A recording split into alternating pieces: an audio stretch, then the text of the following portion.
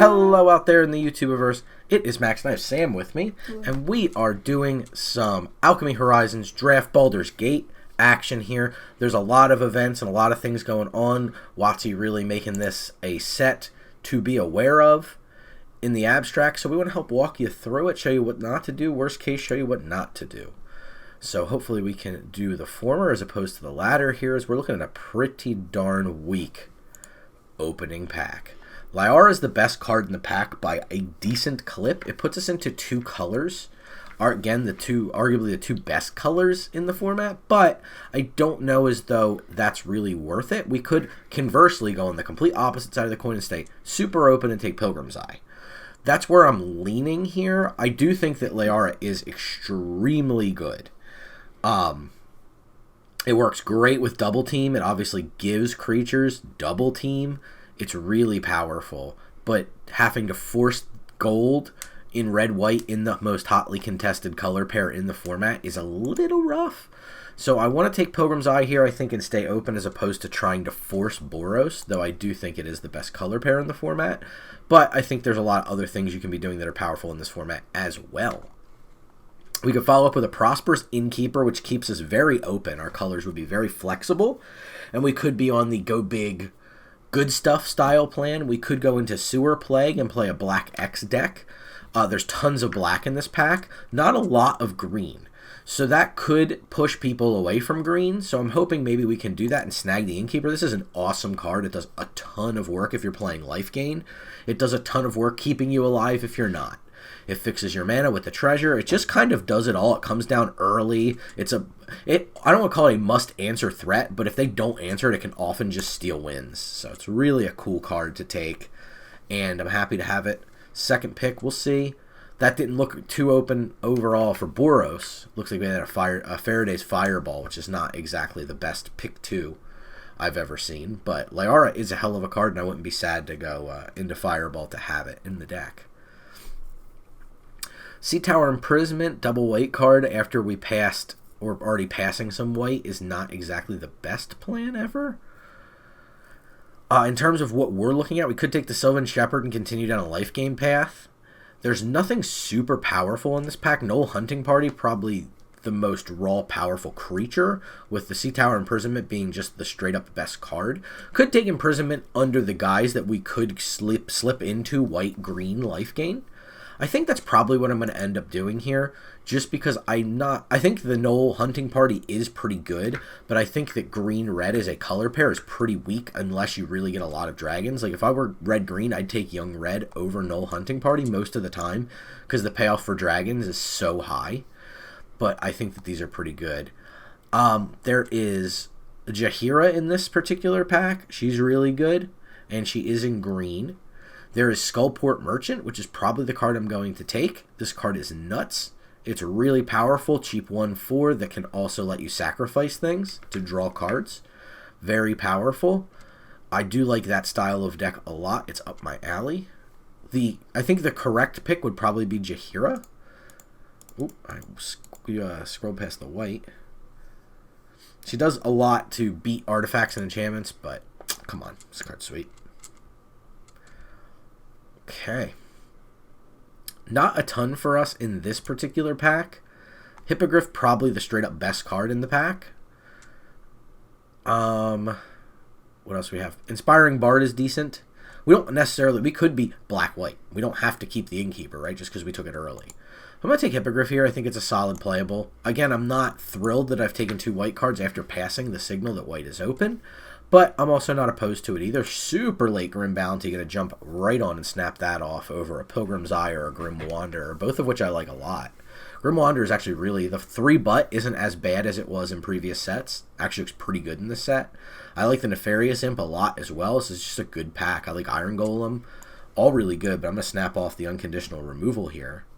Just be happy that black looks to be extremely open. So we're either going to be black-white or Abzan or something in that line. Abzan is green, white, and black. Let's see here. Grim Bounty. If you're just going to give them to me, I'll continue to take them.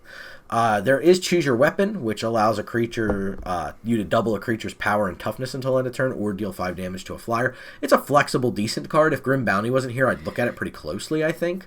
The Toll Keeper, excuse me. I always say Troll Keeper because it looks like a troll to me, not an orc. But the Toll Keeper, it's alright. And also, trolls guard bridges where they demand tolls. So, I mean, come on. Come on. We'll take Grim Bounty here. We have Gorgeous George here.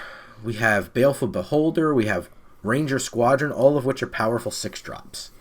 We just have to pick what powerful 6-drop we want and probably pass Steadfast Unicorn, though we could take it. If we end up black-white, that's pretty good for us. Oh, man, this is tough. This is real tough. I'm going to take the Unicorn and split the difference. I think this makes the deck. It plays well with Prosperous Innkeeper. It does a lot for us, I think. Vampire Spawn here, pretty easy over a You Meet in the Tavern, which is an okay card, and the Gray Slide, which I'm not like huge on, but the art is sweet. I like that art a lot. Yeah, Vampire Spawn. Card's great. Chain Devil versus Scaled Nurture versus Ambition's Cost. Again, I'm not big on the slot, and we're not in blue at the moment. Kind of leaning towards Nurturer here. I think though Devil's decent, but not like amazing yet. This is toughy. I guess we'll take Chain Devil. Black is clearly wide open here. I'll take a Cloak of the Bat. I'm going to put it in the board, but it's a possible. Playable. Armor of Shadows, Thieves' Tools, and Dueling Rapier here. Armor of Shadows. We'll take a Trick. Manticore, I'm going to hope to not play it, but I wouldn't be... Ooh, Last Pick Imp is quite nice. Happy to have that. Pact Weapon here. A little mythic rare action for you. As long as it's attached to a creature, you don't lose the game for having 0 or less life. When a creature attacks, draw a card and reveal it. This creature gets +X until end of turn. You lose X life, where X is that card's mana value. So an expensive equipment, but it does equip for free. So that is worth noting for sure. The rest of the pack is kind of weak. You're Confronted by Robbers isn't bad in a deck like this, because it can be a lot of little creatures for something like a Skullport Merchant, a lot of triggers for Nefarious Imp. That's the direction I'm leaning, and I think we're probably going to end up just being black-white. Pact Weapon is cool, but I think there is a pretty high cost for playing Pact Weapon, even with the... Remember, it has to be attached to a creature, so if they destroy the creature, you do lose the game. That being said, they need removal for it. I think it's pretty good. I just think it's a high-risk, high-reward card. It's not exactly what I'm into here. I'm going to immediately snap off a Priest. I'd be happy if OG wheeled. I would try very hard to splash blue at that point and probably drop the Innkeeper completely. Innkeeper's probably going at this point. I think we're pretty good in a lane. Red Dragon here for a red player. So that could maybe get a Steadfast Paladin or a Flaming Fist Officer most likely. Be happy with another late Imp, though. Pilgrim's Eye number 2. Not precisely what we need. I think Ambushed is pretty weak, though. Dragon's Fire is pretty strong. We could take that. It's a pretty soft pack for their main colors, unfortunately. Could take Pilgrim's Eye as kind of the disciplined pick, but Pilgrim's Eye would then also lend... Second Pilgrim's Eye would also lend us to wanting to splash more, and I have no problem for splashing removal. So I think I'm just going to take Dragon's Fire here, and if I get another late Pilgrim's Eye, so be it. Cridle's a nice splash card. Grim Bounty number 3 is quite nice, making our Dragon's Fire even more splashable by cards that make treasure. Very important to note that you can splash things off your treasure. I think that's what we're going to take. Bonecolor Cleric's good. I do like Cridle quite a bit. If either of those wheel, I'll be super happy. I doubt they do, but you never know. There's that OG just taunting me. I see a Portable Hole, which is a nice piece of cheap interaction. I don't want to necessarily force the OG, but we're getting to the point where we definitely could play the OG or the Dragon's Fire. Just doing a quick count of what comes in and does stuff. Looks like 3 or 4 targets that would be... Do you like the Pit Trap? Pit Trap I don't like that much. It's easy to get and it's expensive to use. Especially after I've taken 3 pieces of removal, I definitely am not interested in a spiked Pit Trap. But I guess for that reason I'm not interested in Poho either. Now that you bring it up. Search your library for X basic lands where X is the greatest power among creatures you control. It's not exactly what I'm looking to do. You hear something on watch is weak.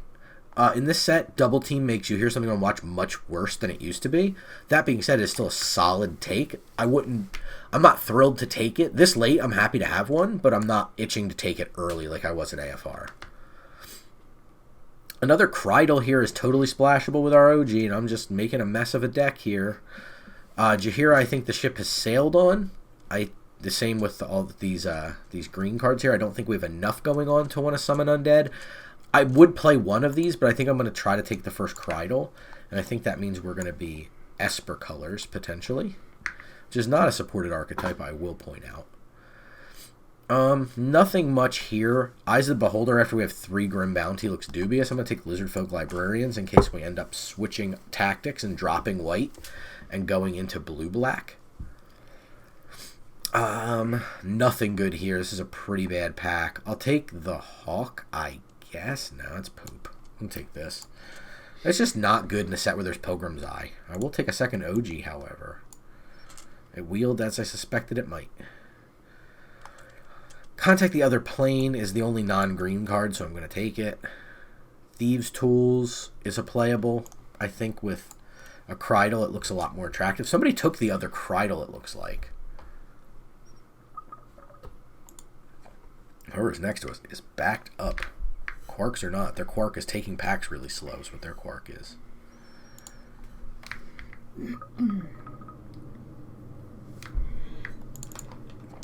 Quark. No Hunter Dueling Rapier, not interested in either one, so I'll take the critter. Going into pack 3. What do I want? More early plays. Our 2-drops are super soft. I want to try to get some better playables if I can. Like Armor of Shadows, I'd love to drop. Basilisk is the last pickup. Okay. So we got an on-color rare. At the beginning of your end step, choose one. Feed. Target opponent loses life equal to the amount of life they lost this turn, or friends. You gain life equal to the amount of life you've gained this turn. So it works pretty well with what we're doing. It's not like a bomb, and we could try to get super greedy and wheel that card. We could also take, and then just take something like a Meteor Golem for this deck. We could also, conversely, instead of the, was it Asterion, we could take Minimus Containment for a piece of interaction. We have so much removal that I'm going to try this out, because you don't get to play rares all that often in draft, so doing a little testing for all of you out there. Is this a good rare? We do gain life quite a bit with OG. We gain life with, or we make opponents, yeah, we drain and gain with Krydle. So funnily enough, our splash cards work great. Priest of Ancient Lore works well. Vampire Spawn works well. So we're in pretty good place in terms of gaining life. So it's not like a terrible spot to be in for us. Viconia. Wand of Orcus, which is great in the late game. I don't think it's exactly what we want. I'm not in love with, as you can tell, some of the rare mythic equipment. It's not my favorite thing ever. Humiliation's pretty solid, but I think I'd take Viconia, who's just an absolute A+ uncommon. Very strong. Exiles cards. Fills in that 2-drop spot that I wanted to fill. Just kind of checks all the boxes for us. It's really shaping up to be a great pack 3. Black Dragon, super late on the curve, potentially. What's that first one? This is John Irenicus.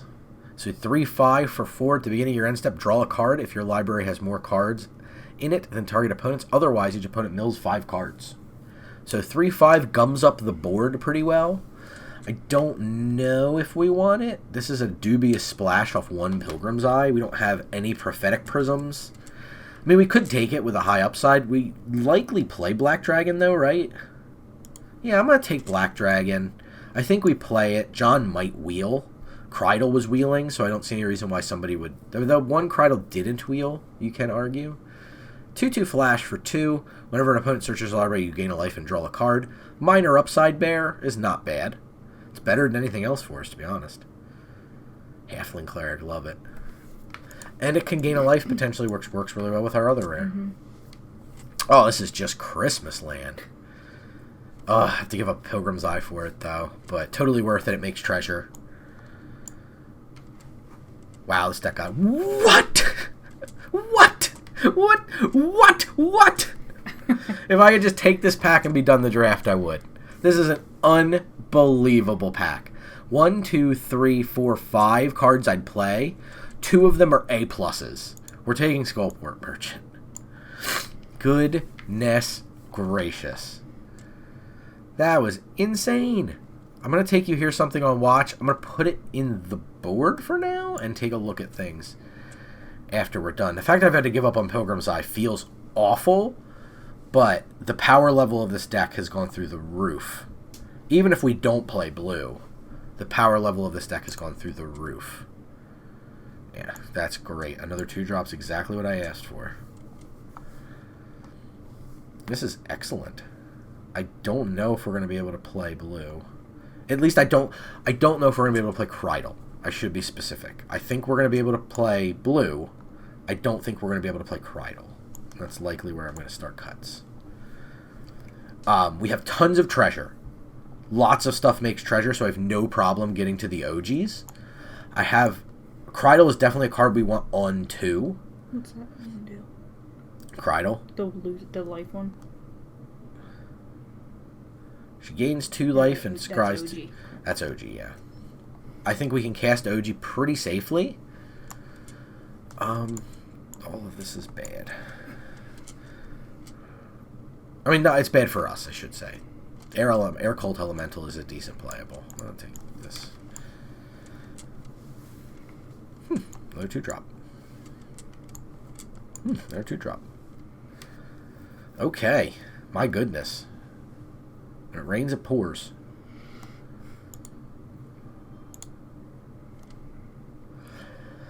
Unicorn looking a little soft. I did say I wanted to drop Armor of Shadows if I could. Horde Robber may not be the best in this deck, though I do like it as a 1/3 blocker that can occasionally get into damage. Wow, this deck is good. It is a late game deck, but it's really a good one. Alright, so things that make treasure. Shambling Ghast. Horde Robber. Skullport Merchant ×2.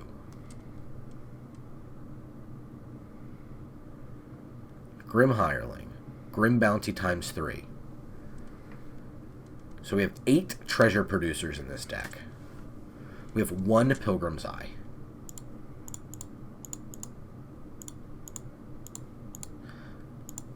Now, I know there is some contention amongst the more limited gurus that you should not just... Because you're splashing a color doesn't mean you should jam single basic in. And they're absolutely right. I'm not going to argue with players who are better than me. However, we do have Pilgrim's Eye here, so we can snatch up a blue. It gives us another chance to make a blue in addition to our 8 cards that make treasure. So I'm going to do that. I want to stay at 17 lands. I could even see an argument potentially for 18 land in this deck because it is a high curve deck. I don't think I necessarily want to go down that road again with 8 treasure producers. So I don't think that's exactly where I want to be, but I do want to look at my creature layout and see how my curve behooves me here. So pretty much all of our non-creature spells go off on 4. What's not great for us here? Chain Devil might not be the best. Though we do have some little poopers to sacrifice that we don't really care about. But we do have plenty of sacrifice with double Skullport Merchant outlet. So I think we're fine there to not play Chain Devil and clear up our 4-drop just a little bit. Hippogriff is also, like, on the weaker side, but I like that it's also a 1-mana. Like, we could put it down here in 1-mana tricks, right? Like, if Arena would let me do that. So that would give us another trick on 1. Unicorn's a little dubious. We have a decent amount of creatures, though, that we could pump up the jam on. And if we go very late, it gives us a way to spend our mana. I feel like we're not going to have a problem spending our mana in the late game. So I'm still not 100% on the Unicorn in this particular style of deck. Though, I mean, if I draw it 6 turn, I can play it and activate it and attack, right? I just don't know how good that's going to be in this deck where we're trying to just go over the top in a bigger way than that. So I think we drop it.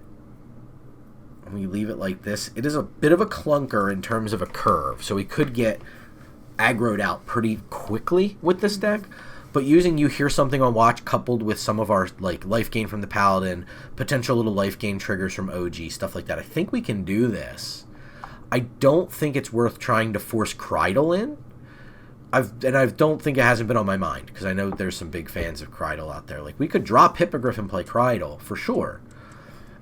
It's an argument for I can see it going that way, because Krydle is good, not just necessarily on turn 2, right? Whenever it deals combat damage to a player, that player loses a life, mills a card, you gain a life, and scry 1. Whenever you attack, you can pay 2 colorless. If you do, target creature can't be blocked this turn. Really good. Really good card on turn 2, really good card on turn 12. Mm-hmm. It's just the reliability factor. I mean, we have a lot of sources. We have 8 treasure producers, and an island, and a Pilgrim's Eye to help fix our mana. It's 10 things to fix our mana. Oh, it's so tempting. And getting another 2-drop in the deck would not hurt my feelings, I'll tell you that. We could drop that. The Hippogriff's by far the weakest card. Do it. You're for it? Yeah, try it. You can always change it. High risk, high reward on that one? Mm-hmm. I do like the curve a little bit better of the straight-ass line here. Though they would be much larger here, right? Because this is 3 copies and 2 copies. It'd actually go down much farther. I wish I had a mode where you could do that. Like, physically, visually see it.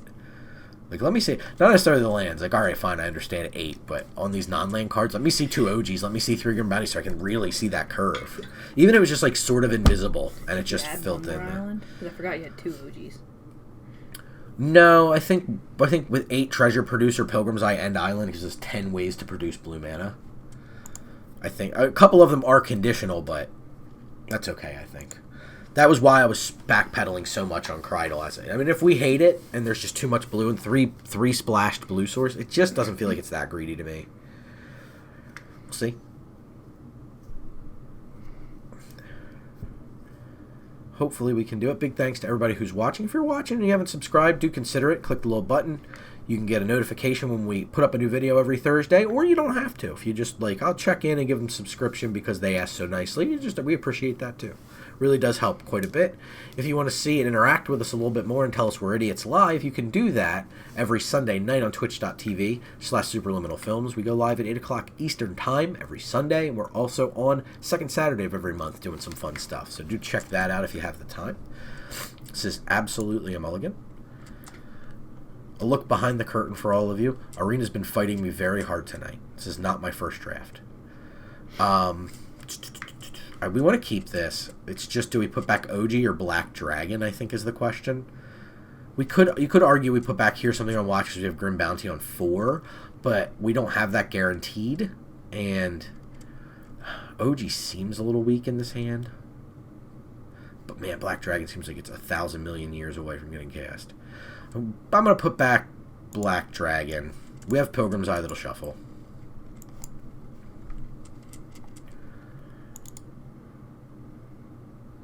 Unicorn. Glad we kept the You Hear Something on watch.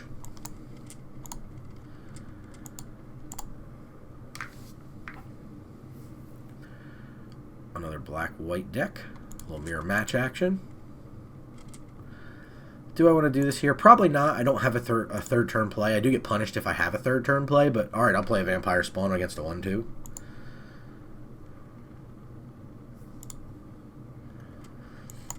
I'll play a Priest of Ancient Lore against 1-2.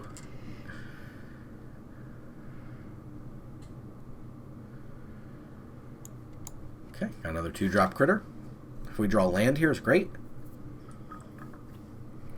If we don't draw land, as long as it's a playable spell, I'm happy.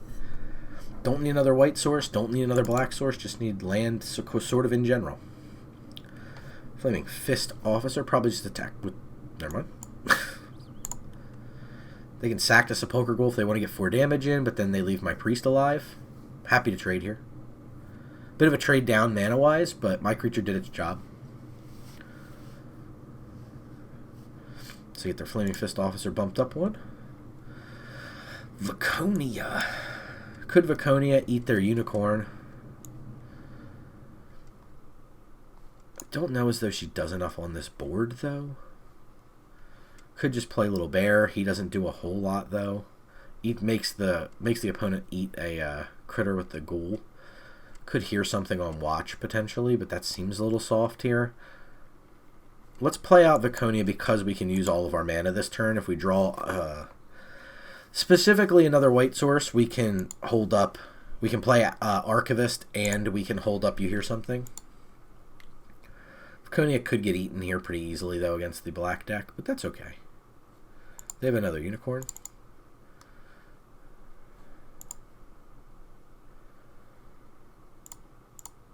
And get us for likely 5. Could be as much as 7 here. Or 8, excuse me. My turn. So let's use Viconia. We'll go ahead and eat their Unicorn for now.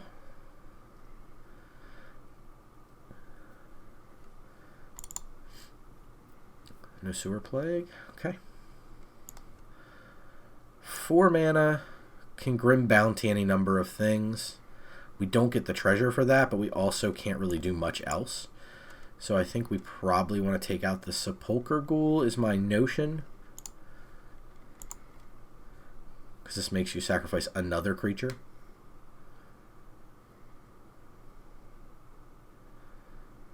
Okay, Deadly Dispute. Why didn't it give you your treasure? Because it fizzled. Oh. Yeah, that was a disaster. Don't think we're winning this game, but we'll see. We need to get something on the board. If they kind of do nothing or spin their wheels a little bit, we have a shot with the second Grim Bounty in our hand, but we're just so behind on mana. Yeah, no blocks. They didn't use the treasure to do anything, so... We do need to deal with this Flaming Fist officer soon. No, we need to deal with that first. Okay. White helps, it's just, again, this is behind in mana problems, right?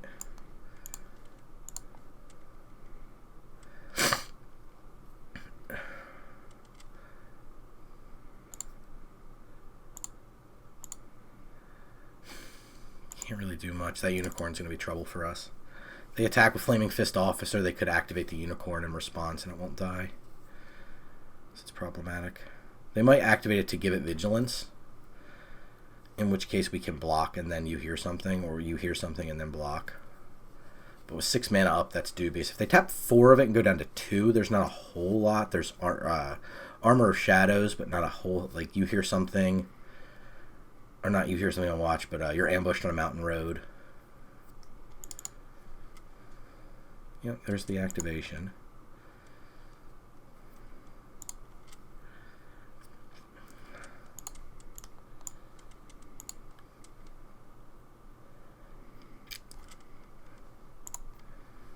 Okay, take our Thump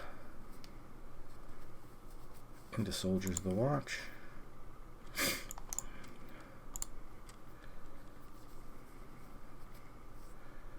Okay, getting punished for the splash.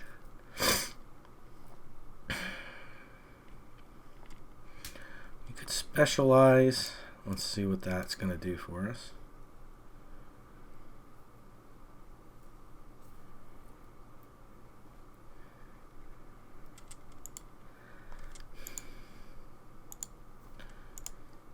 I think we have to go 1. Sepulchre Ghoul. No, cancel. No, to exile. I think we have to go with our graveyard. That's why I was confused.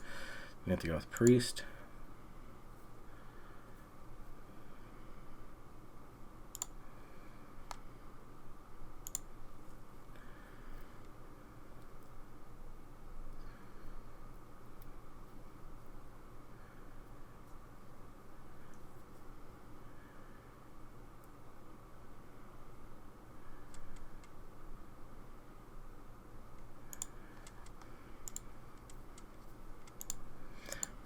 Get rid of OG, which we can't cast.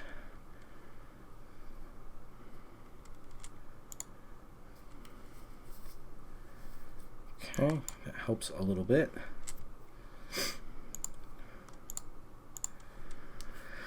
Okay, let's see what we can do here. Would I do like switch a card? It got back the Priest, and then we put it onto the battlefield. So it gains us a little. It let us do it for free, essentially. So I could have specialized into white or blue. Blue would have gave us a sorcery, but I think it would have been a little too slow. You could have done blue even though you don't have any mana. I have a blue card I could have discarded. So you just specialize colorlessly and then discard a card. Okay, that's going to give them a trigger on their Flaming Fist Officer.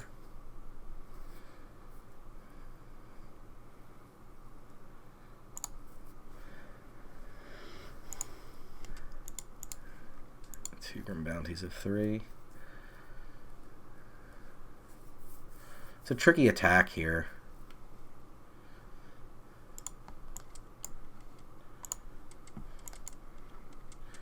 Unfortunately, have to go. At least they're tapped out. Yeah.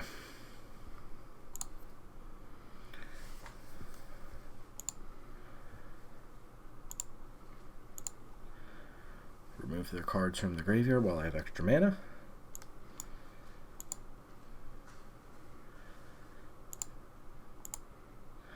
Still behind. Potential double activation of Unicorn here. Don't think we're winning this one. Yeah, it's really bad.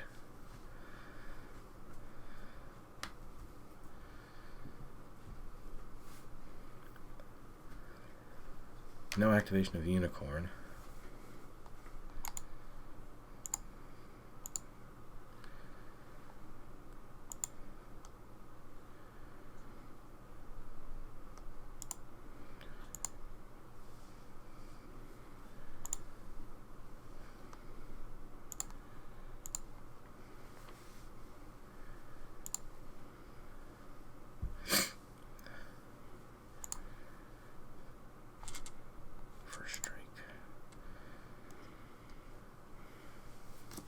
Not a problem on this combat step, but it will be a problem in future combat steps.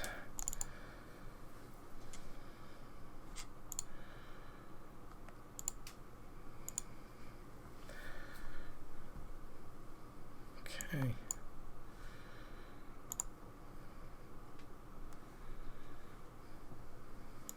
Death Touch Lifelink.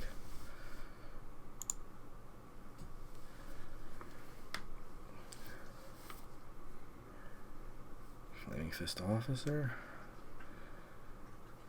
They still have enough to activate Unicorn. Okay. First strike.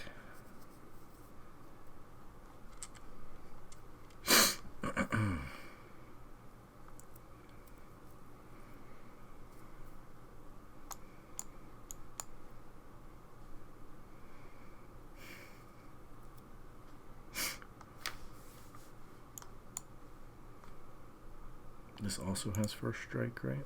This has first strike.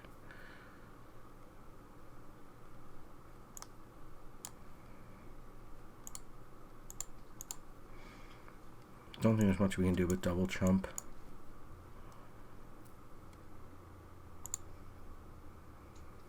Gotta get rid of this guy. No. Even though that casts is Crydle, that's not going to do anything.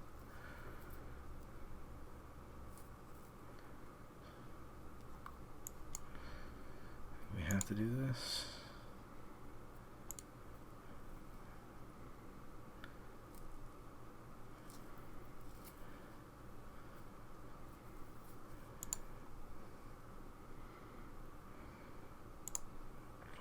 There's much we can do here.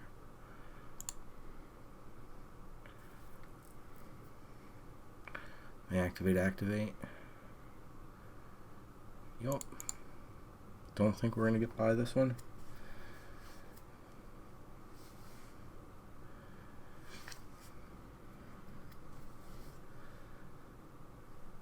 In fact, that's a triggered ability. It's going to crush us.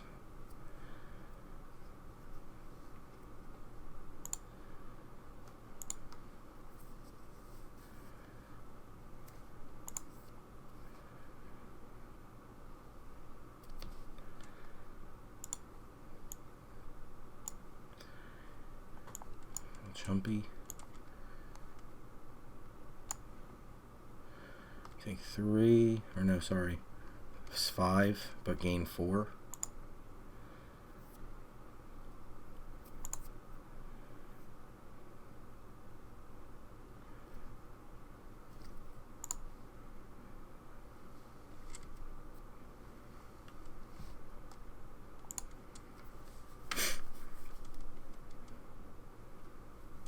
Yep.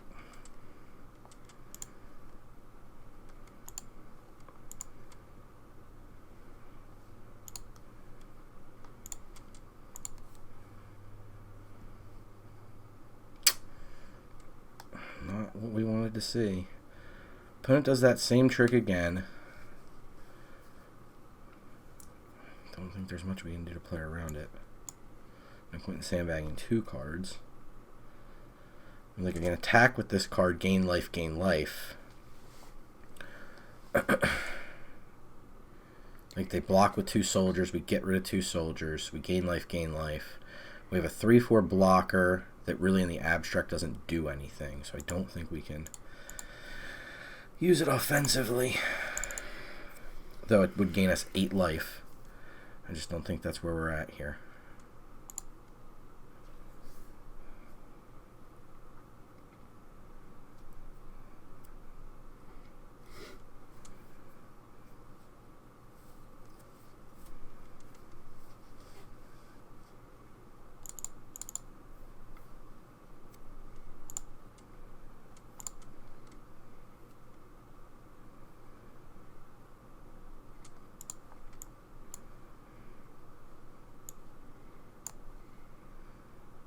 Take 6, gain 4. No.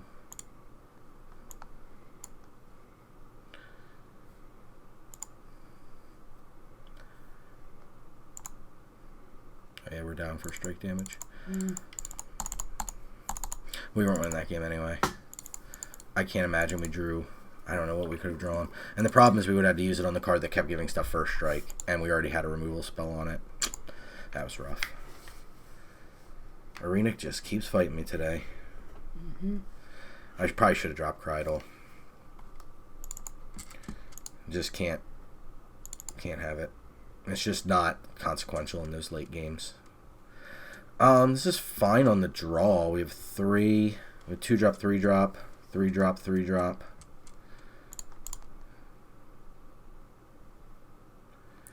Okay, easy win. We're gonna drop Krydal. Opponent knew our hand was good.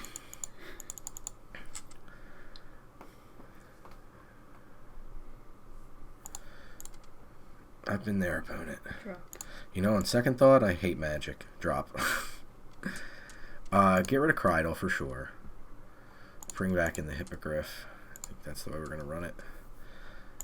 I just think Krydal's too lackluster. OG, I think, is great, gaining the life upon entry. Krydal's just too inconsequential. It could win a game late, but just felt so bad in that game where we couldn't cast it. Even if we had the potential to cast it, we didn't even want to cast it. So I think that speaks to should be splashing it or not. This deck doesn't play forward enough to want Krydal, I think is the thing. Gate of the green variety. Good old Noli Hunter. Play a Skullport Merchant here. Put it on Forest as well as Green Gate. Okay, white. So green-white life game, most likely the order of the day. I think our next turn is going to just be hold for confronting things by robbery. You're confronted by robbers. Our next turn play gives us plenty of creatures to sacrifice to Skullport Merchant. Pilgrim's Eye is great. No problem with it. Likely means we fade a combat step as well. Opponent could have just swung at me with 2 damage. Bluffing fully, and I would not have blocked. I will block now.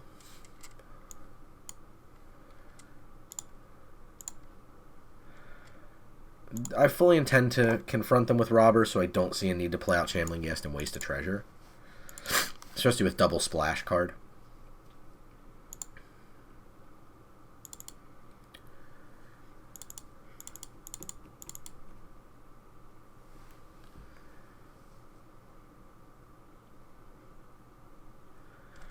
Basilisk is fine.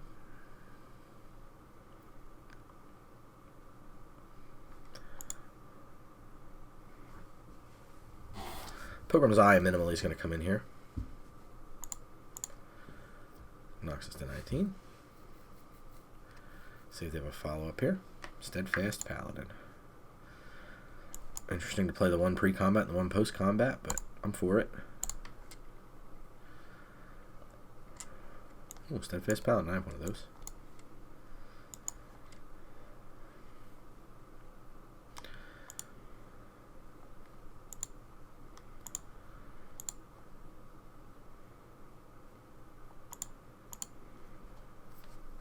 Take out the Pilgrim's Eye, gets rid of all their pressure, draws us into our rare. Do I want to hold? I think I do. Do I? No, I'll play out 2-drop. No reason not to keep bodies on the board here. It is not a relevant creature type. Neither is this. A Dwarf Citizen. And these are soldiers, also not relevant. Thinking about splitting the party purposes, but it means that they would just be a straight board wipe if they do that, so I'm fine with that. Paladin should disincentivize attacks pretty well. Obviously, the 3 creature tokens disincentivize the Basilisk attacking. Yeah. I think it's other creature anyway. Yeah, so we couldn't have sacked it to itself, so not a big deal. They're kind of using their good stuff before we get to play a really good card on them. And when we're not behind, we can actually kind of see this card do some work, maybe.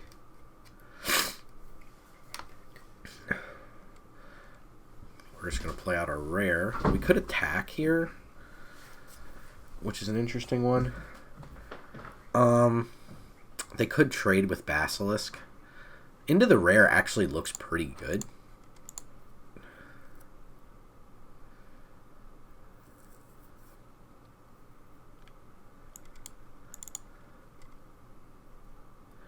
I'd rather get the Basilisk off the board for fight purposes and things like that.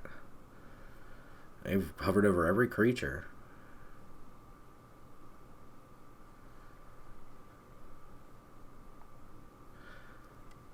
Got him.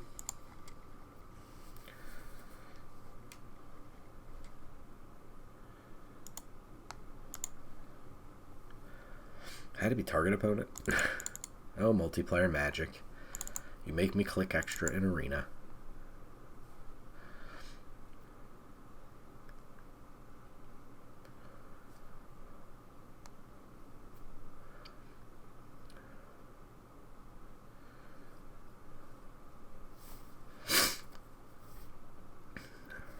This doesn't mean a whole lot in the abstract. I'll throw two soldiers on this. If they have a trick, they can use it. If not, they're just trading token for Basilisk, and I'm fine with that. I mean, these 2 soldier tokens are going to get an entire card even if they have a trick. So if it's just like you hear something on watch and they pump, or yeah, Arcane Archery's fine too. They get 2 soldier tokens, I go to 15, they're tapped out, basically. I don't see them having a follow-up that matters against, yeah. Doesn't really matter. 3-4 matters. Not against this.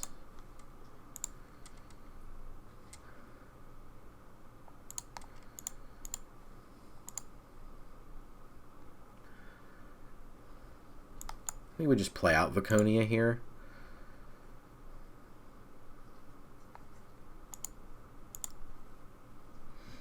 We dropped them to a very low life total while simultaneously gaining 6 life.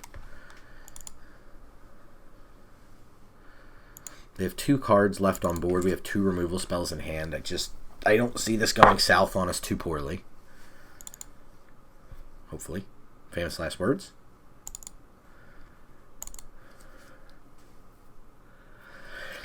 You never know, though. That's magic. Wah wah, magic.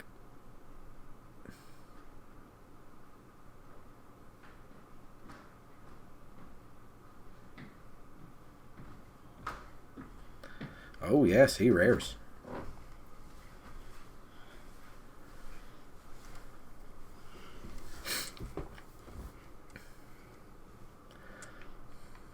Opponent had a rare. You did too, right?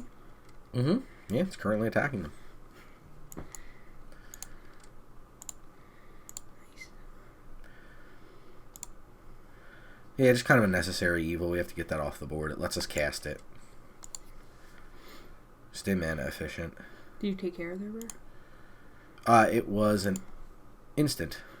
They made 2 tokens, and they got a card that cost 3 or less into their hand. Which was probably Follow the Tracks. Not great for them. Almost would have been better off using their gate here. I think they're tapped too low to do so now. Myconid, fine. Does he have vigilance? No. They're just... And 2/3s match up so well on this board. The Hippogriff flying here. Just... I mean, Crydle would be great because I could make the other rare. I'm at 29. Huh? You're at 29 life, too. Yeah, this has lifelink and this has lifelink. The Swings of the Desperate.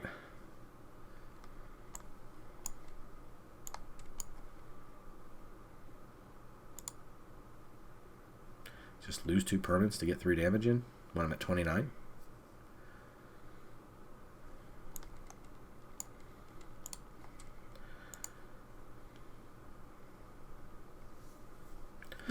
Yes, I will demoralize. I mean, then they don't have... The reason I did that not to demoralize, but because then they don't have good blocks. Mm-hmm. They can't triple block my 4/4. And I can swing everything and make them lose life equal to the life they lost there, which was rare pretty good, turns out. 6-drop 4/4 that does stuff every turn. Pretty gnarly. Pretty gnarly.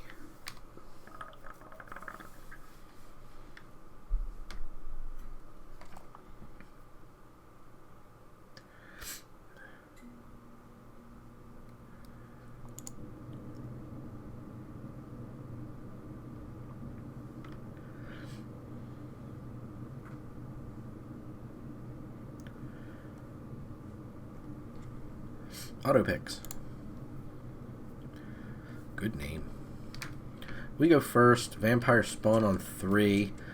Hippogriff Trick if we need it. Double OG not looking great. But we can deal.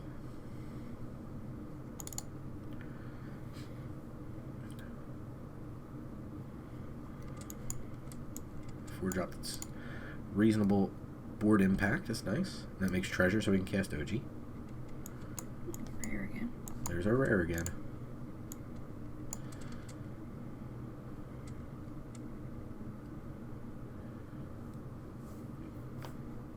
But it has something.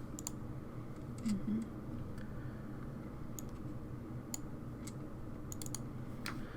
Need a land here. Worst things we can draw are 4 or more mana value, which we have most of in our hand. So I think our... I was going to say our draws look to be pretty good.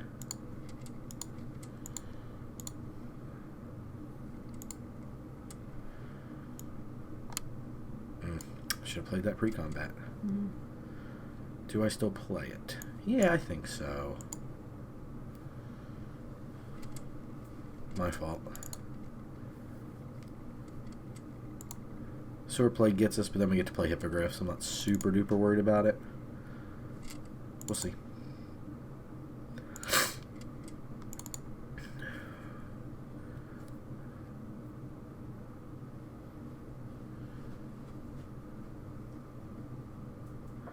Grim Hireling, what's going on with him?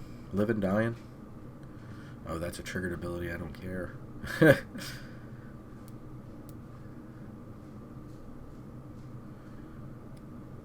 Please do attack.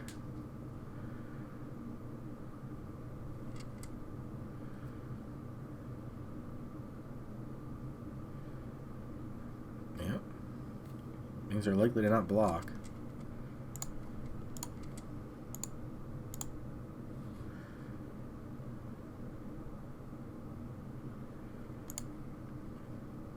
Yay, triggers.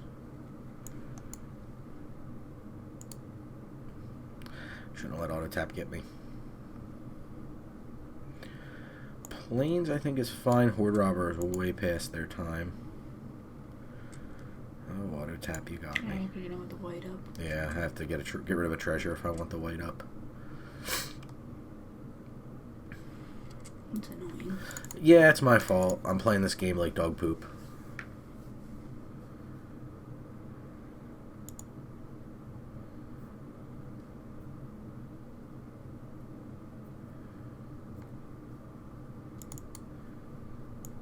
Not to insult perfectly good dog poop.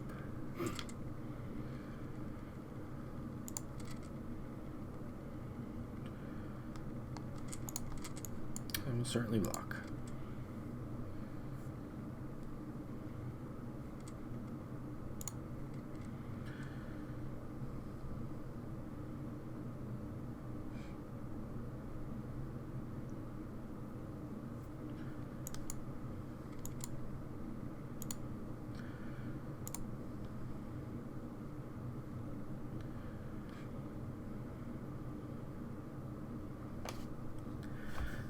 Give it indestructible, what say you? I guess he has something else he can do. They. I'm playing like poop, you're talking like poop.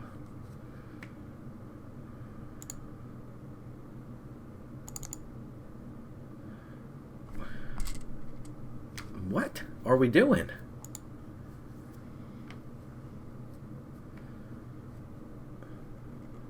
Come on, Oppo. Keeps hovering over his other soldiers. Yeah, it's like they have a trick that I'm not sure what it is. Okay. Cool. Sounds good.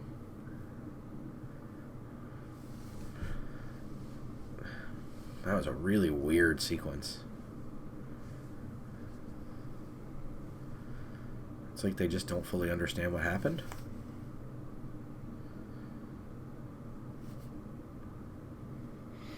This is They're really hovering over stuff. Yeah, very odd. Maybe they have you're ambushed on a mountain road. Stop in the upkeep. Okay, they figured it out.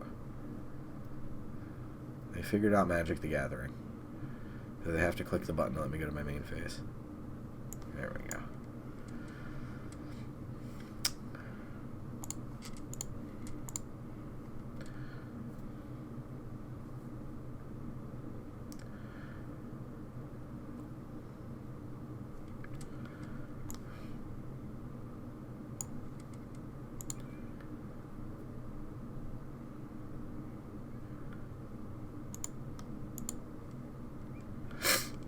Okay. I'm gonna be sad when I play this next OG. Sadder, I guess.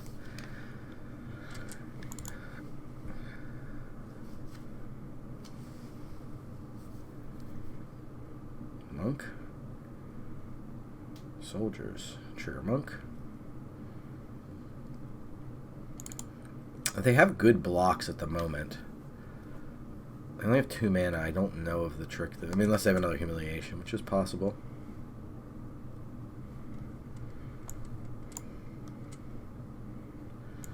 We just play this and not OG?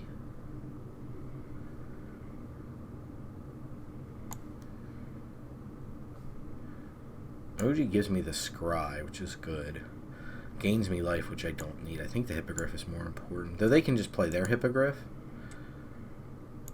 But then I have Sea Tower Imprisonment to follow that up, so I guess the Hippogriff is the more correct play. Yeah.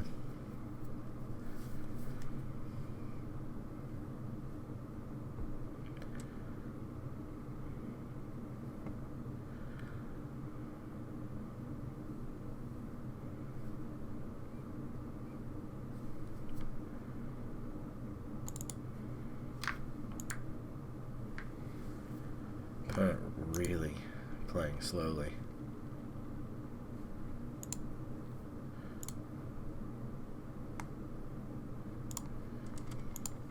I should have just clicked B. Less clicks.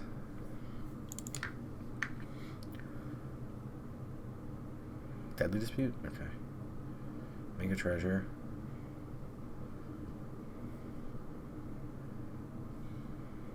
Make another treasure. Got it. Drawing a lot of cards. Yeah, they refilled pretty nicely. They need to play the Hippogriff, though, because they need to have a blocker for our Hippogriff. They have 4 mana available here. Grim Bounty's pretty nice. I guess we go for that first. Although this is pretty good here. Yeah, I'm gonna go with this. It means we can't play OG here, but that's okay. Gives me another creature on the board. Means they can't block.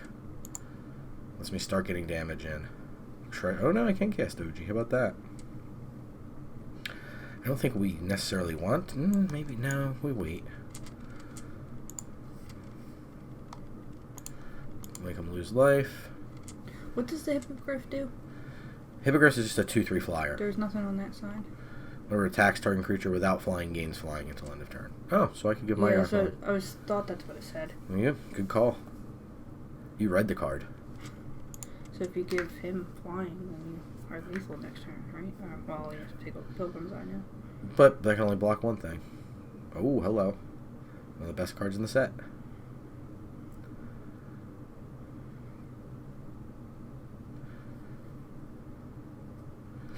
I don't think it's going to matter. Oh, man.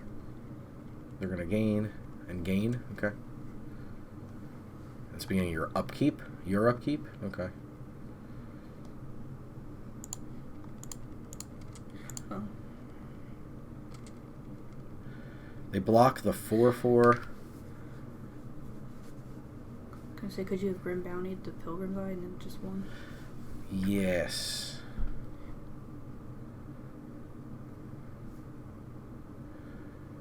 You are correct. You didn't give me time to talk. This is true. Let's start with OG. I think these are both medium. Go with this.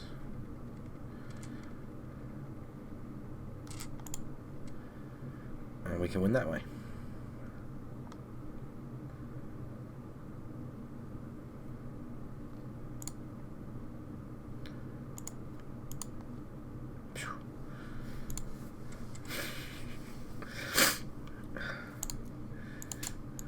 Pun counter incremented like 14 times during that game.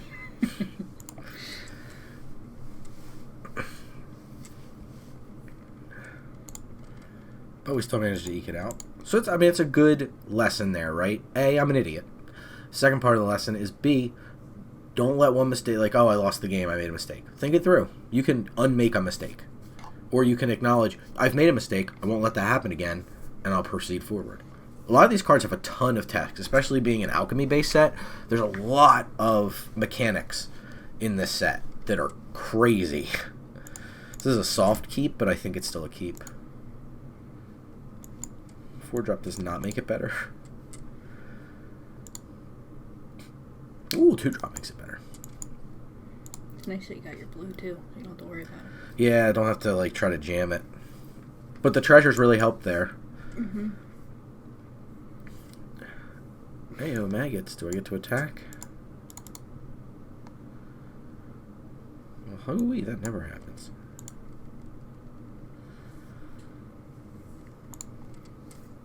All this treasure into a hireling? My goodness, it's like Christmas.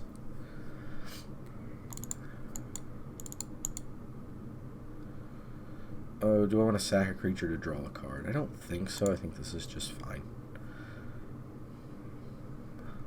Laconia. I like that too. Play this in the first main phase.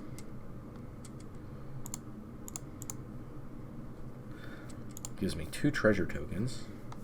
Got enough for the Black Dragon now. Yeah, do I want to use Viconia? Still gives me enough for the Black Dragon, so I think the answer is yes. Just put a lot of pressure on the board here. This is a cleric, that's a rogue. Black Dragon also gives -3/-3. That is correct. So this could be like a huge tempo swing on this next turn. If they have split the party, they just have a Prowler, yeah, it's going to be potentially a huge blowout. If they have a follow-up, that's great, because that means we could get that instead.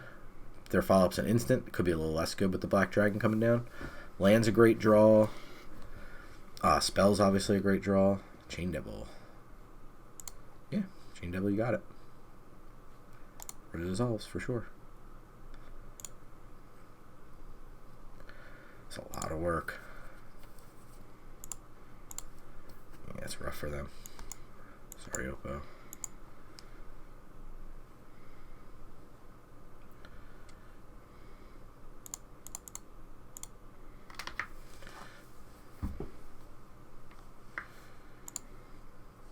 And you have 2 Grim Bounties. Yeah. Yeah, if they have a big creature like a dragon or something themselves, we get to do some nasty stuff. Or Lulu. Not Lulu! Not Lulu! Don't mind killing a Flaming Fist Officer. I'll kill that, no problem. I don't like killing off Lulu.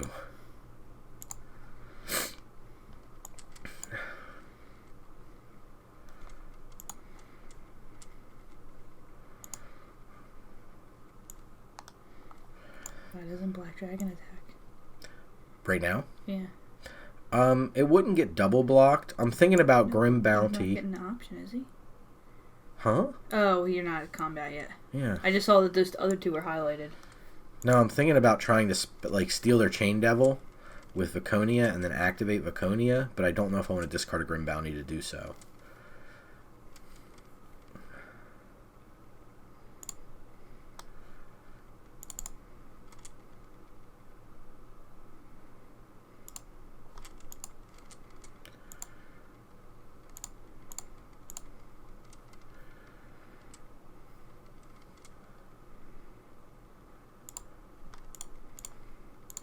No point in attacking with Viconia and giving them a safe block.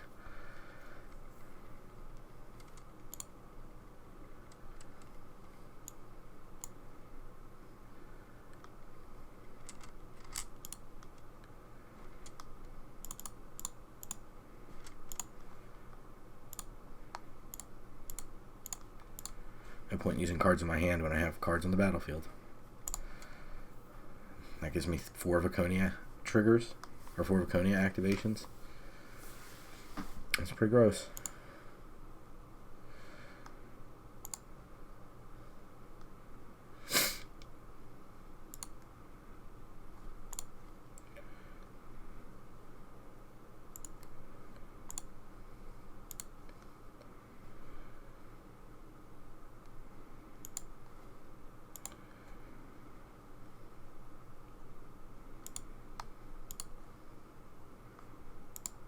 Okay, I'm going to keep doing this, and then I'm going to specialize and kill you. So unless you have a cast down, none of this matters. Okay, that was definitely our best, most decisive win there. We won with 2 Grim Bounty in our hand. So that was a pretty decisive victory, I'd say.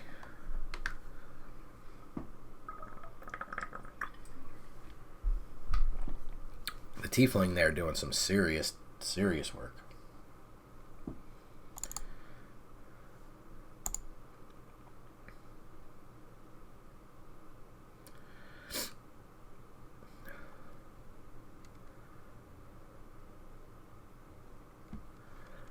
We go first. We have all the colors. We have interaction. We have little critters. Who could want more?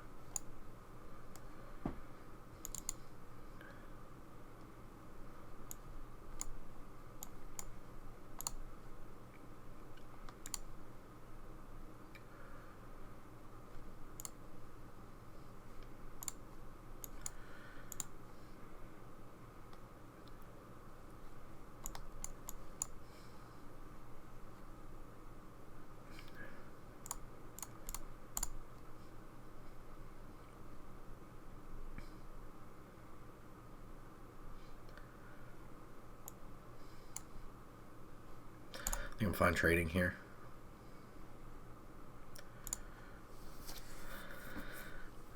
I don't need them using Band Together and Death Touch. This 2/2 doesn't do much in our deck. So I think I'm fine with that. We get to follow up with OG. It's a little annoying. Pilgrim's Eye is decent. Do we want to run out OG here? Do we just want to Grim Bounty this thing? I think so. Don't want him drawing cards. I don't love using my unconditional removal on a card like Soul Knife Spy, but I also don't want that hitting me and giving them a card.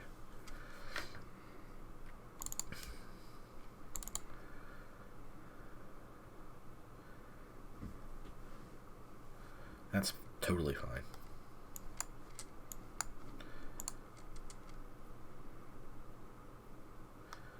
Yes. I say yes.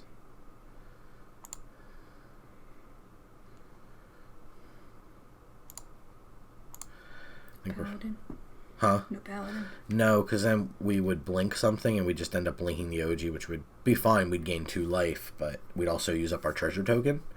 And considering we have Skullport Merchant on the battlefield, or at the top, considering, and a 4 drop means we're not going to get to lands for 2 turns.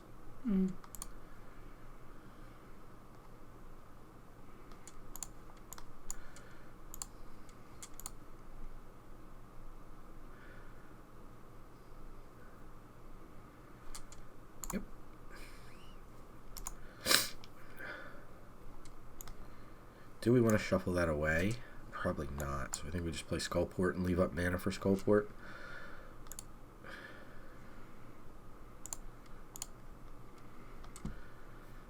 Was that so hard, Arena?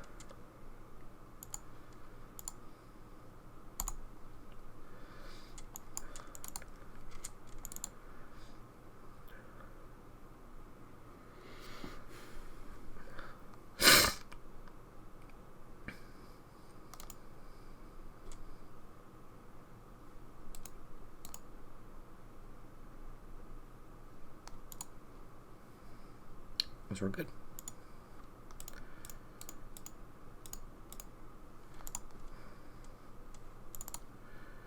Can you hear something and watch it? If they don't specialize into green.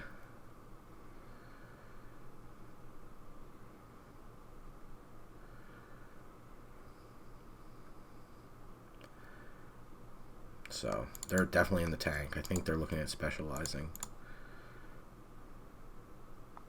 They're going to specialize into green.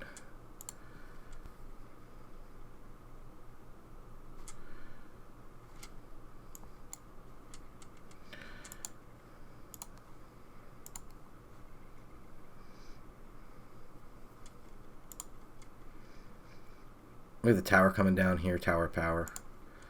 So, take my licks.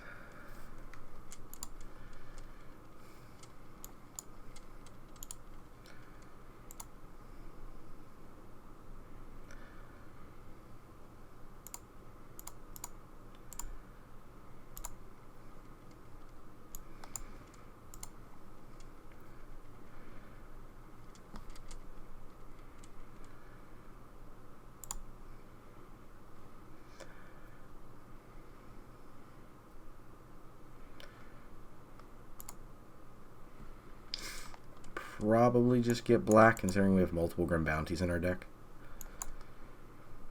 Could just play this here. Yeah, I guess that's probably the way.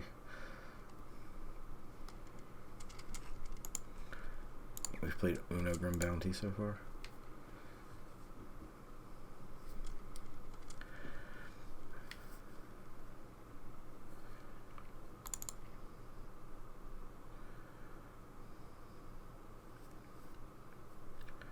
This applies maximum pressure. Can they still use their specialized abilities with that thing on it? No, they can't activate abilities, and because it can't attack, its triggered abilities won't succeed either.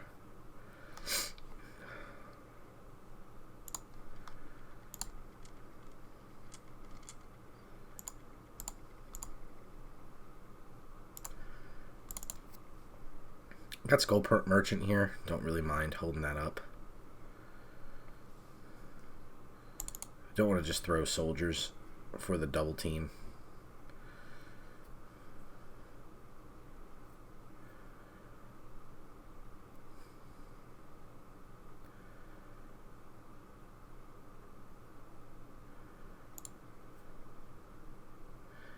We do need a bit more pressure.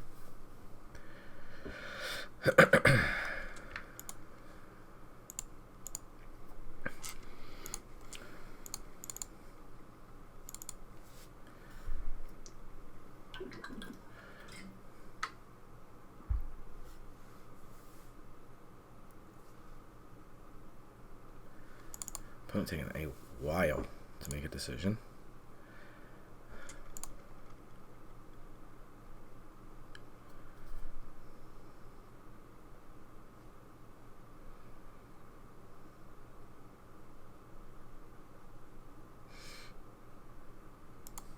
Just thinking about the possibility of triple blocking, but I'm not loving that.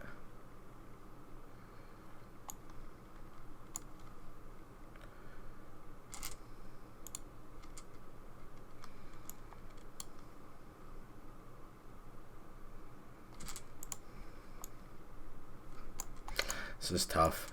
I could get Viconia, so it makes me want to hold the other OG in my hand. It's the reason I'm kind of teetering.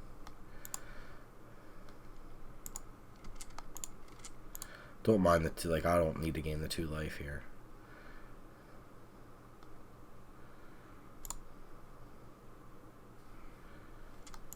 All their mana is up.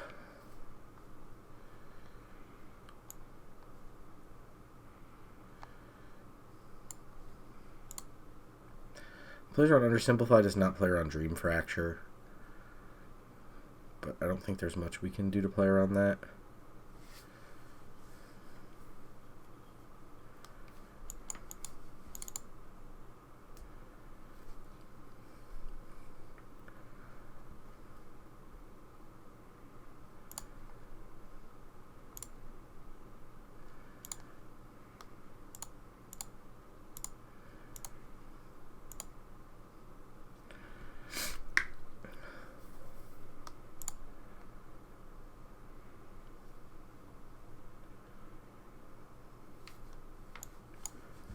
Dread Linorm. Yeah, you got him.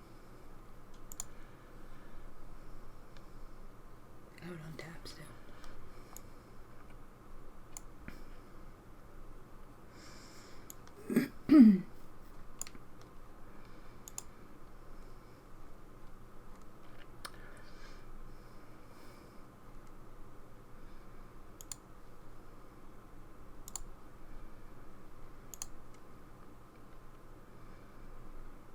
I was dumb. Pug counter incrementing all day. So I fizzled my own spell. Not the worst, but I should have targeted literally anything else. Yep. What do we do here?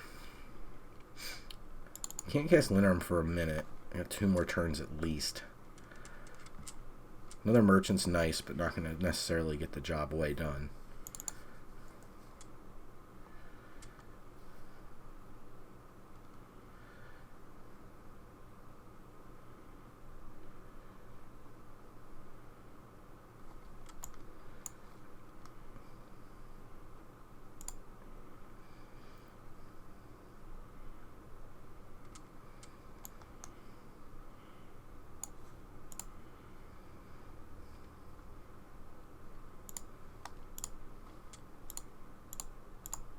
What's the hireling do?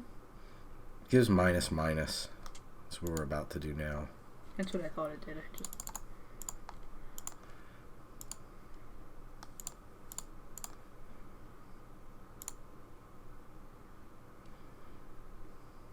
But only for the amount of treasure tokens you have? Yes, correct. It also lets, when creatures hit, gives you treasure tokens. One off the Linarm now. 3 cards in hand still.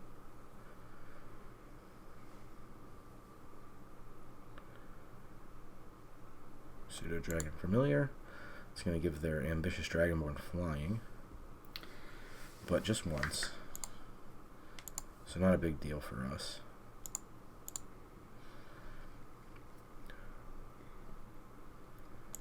Just once, or when he pays that cost?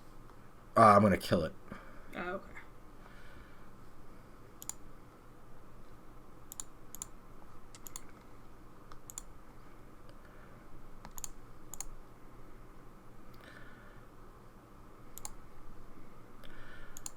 Two, 5, 7,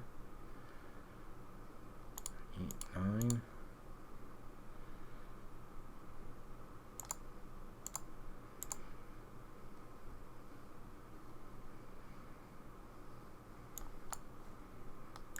So I'm going to play that here. I'm just going to lose a little bit of value on OG.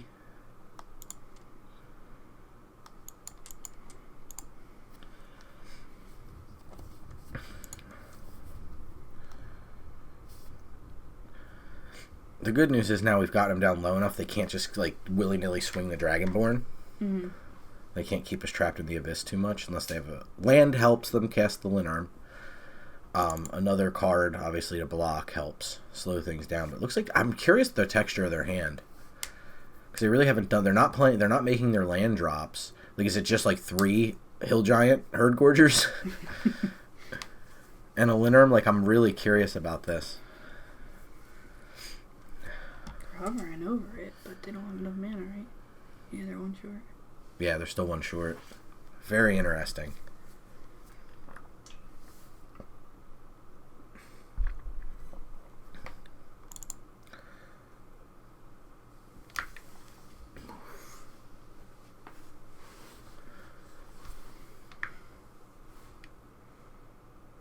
There it is. Absolutely resolves. Virtually unblockable. My turn. Yep. Okay. Let's see.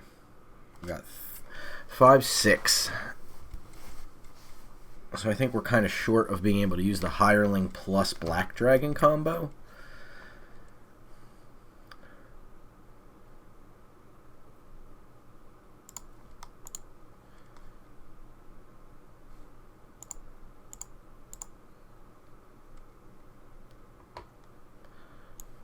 As we play this, and then we activate, it only gives an additional 2/2, so it's just 5/5.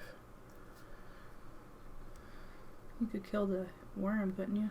No, because I have to spend 7 mana, 1 treasure. Then I need an additional black mana, which would cost me another treasure, so I could give it -5. But I don't know if that's worth necessarily blocking it or not. When I could just throw out Imp. We can't block the Linarm. So if they have combat tricks, we're dead. Is the problem. So I think we want a Merchant. Soldiers of the Watch. And draw the card.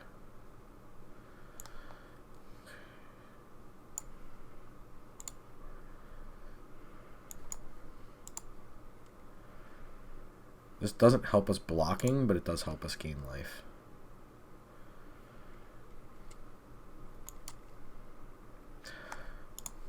I think Vampire Spawn is fine here.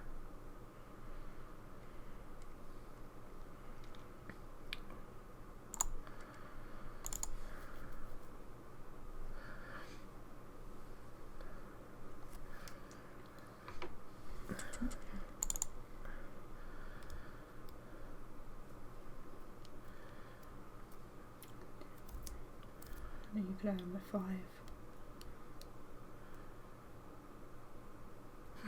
With never mind, because they just came in, so they had summoning sickness. I was just looking at if you would have done an attack all, but summoning sickness. These two were summoning sick, yeah. Yeah. But you are right, attacking. If I was going to draw cards, I should have done it in my first main phase. It's not a well planned out turn. Well, you got your treasure tokens. Mm-hmm. Attacking. Yeah, but I already knew that wasn't going to work. They have 8 mana available. They have all the green they could want. So my theory about their hand being infinite Herd Gorgers probably is non-existent. I see them hovering the Hirelings, so they could have a band together. They could just be on like mono tricks. Linarm gets in no matter what, and I'm obligated to block Dragonborn because 8 and 7 is 15, which is lethal. If they do that, they open themselves up to a crackback. So if they attack with both creatures, that means they're secure in the fact that like they have a trick that gives trample. Is it the 3rd Sylvan Shepherd? Yes, it is. And Pseudo Dragon familiar with not enough mana to activate. They can hit me with the Linarm, though. They elect not to. That puts us in a position of power. Can you kill the... Well, I can play this. I can just Hireling down the Pseudo Dragon. I can Black Dragon down the Shepherd. Then I could kill the Familiar all in my first main phase. And then attack with everything. I think...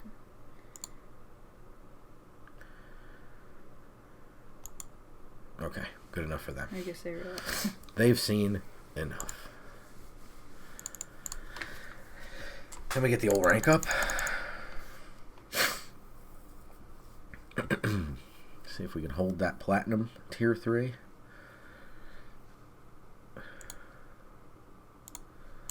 Five wins with this deck. Not too shabby. I need to make up for the horrendous one no one will ever see. It's gone. It's gone forever. You don't know. You don't know. No, it wasn't a great deck. Unfortunately, I think it performed poorer. I think everybody says that.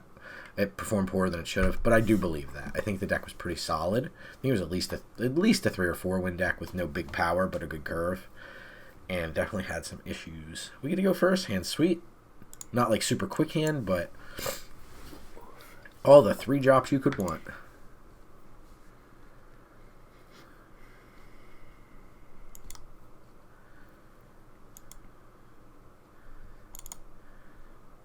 opponent on plains as well. They know it's up.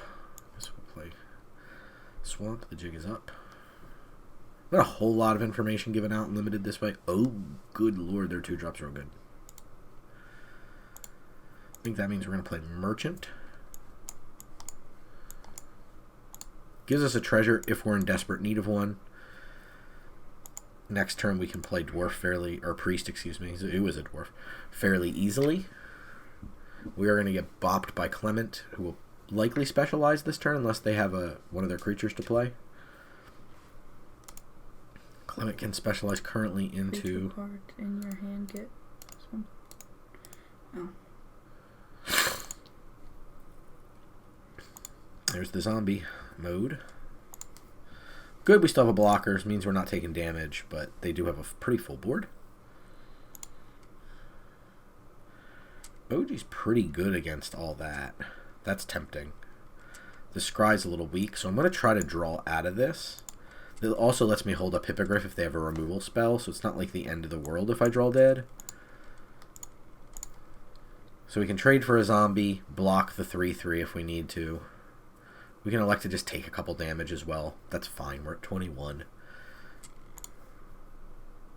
I will block Clement with 1/4. If it lets me.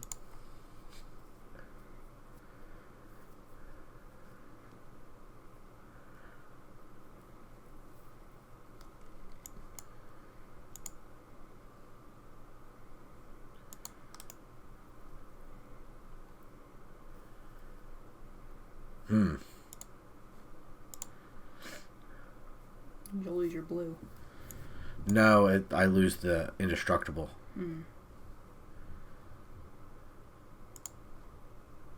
Okay, but it works here before damage. I had to wait. If they have another follow-up, that's fine. That's a lot of cards they had to spin there. Okay. Alright, I'll take it.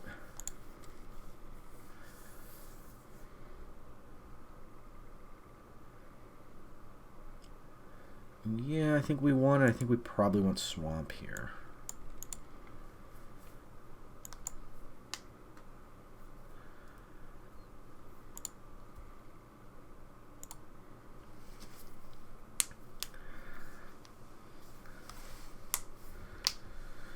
Okay, long game, we have a shot. We just have to... Well, let's follow. Okay, that's great. I mean, that's not, like, amazing for us, but what we're trying not to give up is tempo. I think we can do pretty good with the spells in our hand to play a long game. But we don't want to give up tempo. Okay, that was in their hand already. That's why it's got the +1/+1.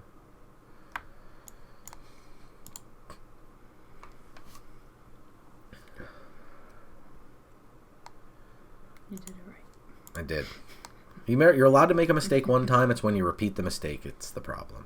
So if they have, you hear something on watch, that's fine. That's not like a problem for us. That lets us hold up you hear something on watch. I'd rather do that and potentially play more spells next turn. Especially going into a turn potentially where we could OG plus like Viconia. If we draw any land, we can do these things. Yeah, it's a bit of a problem. I need to find something here. You can hear something on watch to that, right? Yeah, but they get the double team before that happens. Oh, that's what you were saying earlier. Mm-hmm.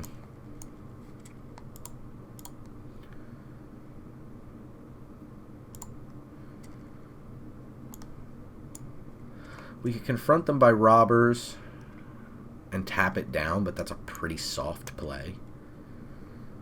So I think we're just going to end up doing this. These are both a little too weak to be playing here. Just want a Viconia here.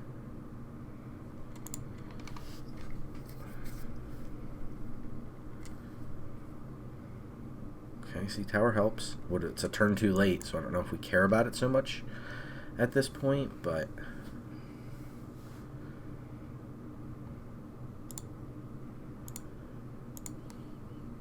We could Sea Tower their follow-up Ranger Squadron and get in with Pilgrim's Eye to make more treasure, which would then deal with Clement, potentially. We'll see. Board state's getting gummed up. There's the double team. See, it wouldn't matter if we call them on watch. Not that it's like the end of the world. They get a second one. Is what it is. Well, if you would have done it before it attacked? You can't. It has to be an attacking creature. Oh. Grim Bounty, you are also late. Hippogriff, hold up watch. Grim Bounty, make a treasure sounds better to me. We can't double spell, right? Because we play this, and then we don't have another 3. We can give all our creatures +1/+1, but that doesn't do a whole lot. We do probably have to deal with one of these flyers, and probably the big one. So we'll get them while their shields are down. Makes another treasure. We could imp here and then priest again. Tempting, but still double blocks are bad for us, so I think we'd rather just hold up, you hear something. Is there any ground attacks that I want? I don't think so. I don't think we're ready to specialize quite yet. We do want to get a couple cards under Viconia before we do that. Ugh. This card is so ridiculously powerful.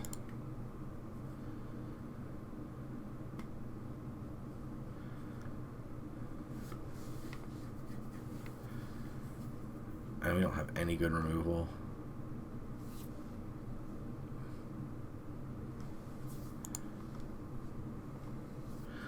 My turn.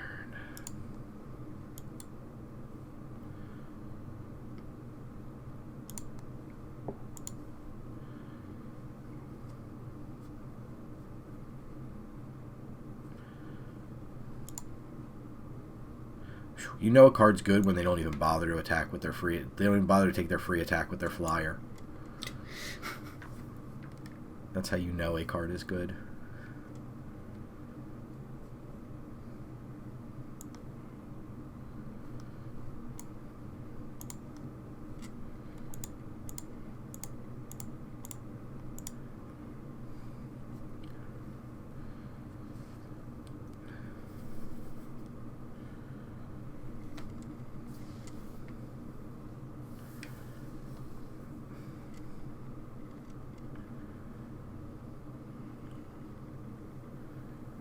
Your flyer? Pilgrim's Eye, yeah. I'll give you 2 more treasure. Right? That is the plan. And then we just gotta figure out, do we kill the Draining Gain or do we kill the Mill? I think we kill the Mill Witch.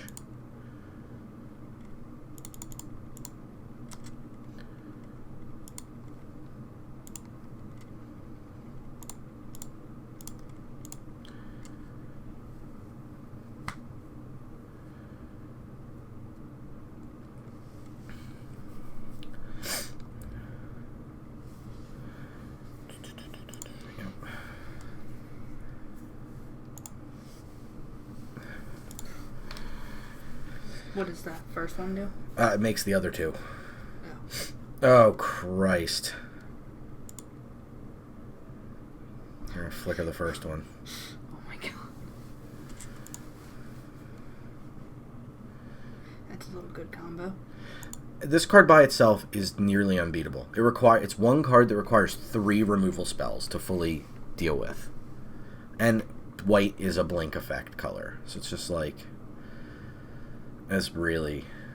Like, I don't mind there being good cards in Limited, but when a card is so above rate like this, like, I think these cards... Warlocks control have Ward to pay 2 life. They're going to go for Mill, and they're still on the Draining Gain. Yeah, I just don't know if, like... The problem is nothing else matters now in this whole game. Like, they stopped attacking with creatures that could attack. No, they're finally realizing I mean, this makes no sense because I just chump block with a 1/4. Still have this.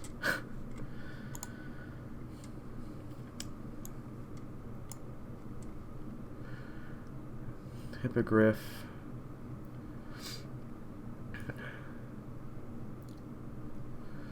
So we can tap 3 creatures. They have 1,000,000.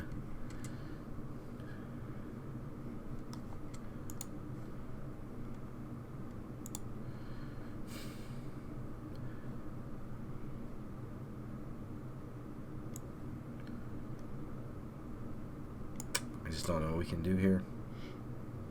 You can kill the mill one again, but it's one. Yeah, but how do I... Like, I have to hit first. Do flat. Oh, I didn't realize you had to take a break.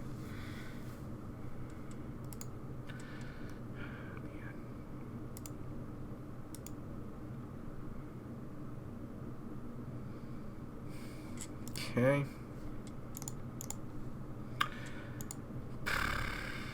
Just don't know.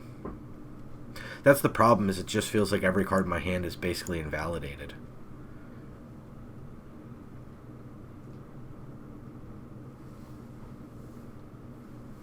Like, I can tap a flyer and then attack, but it's like, what good does that do?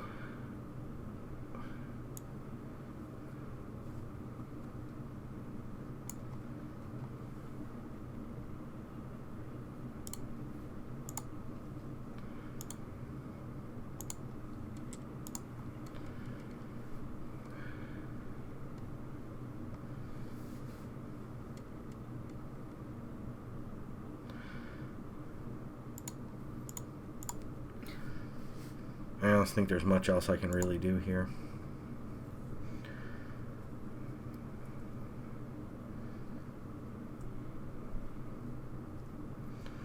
Hope that they want to block with witches, basically.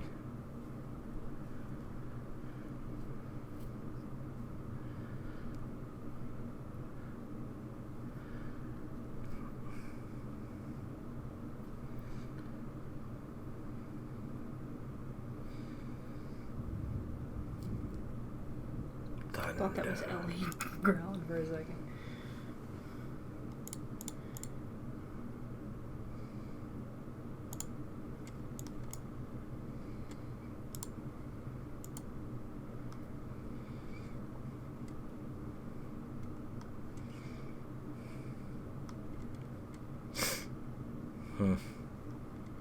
Not precisely sure what we want to do. I guess Skullport Merchant.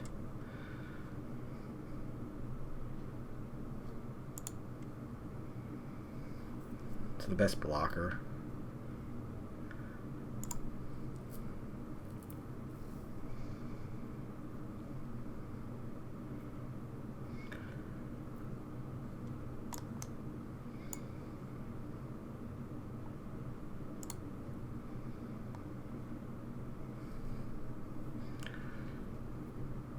I mean, like, then I gain a drain of 2. I mean, I don't care about that so much.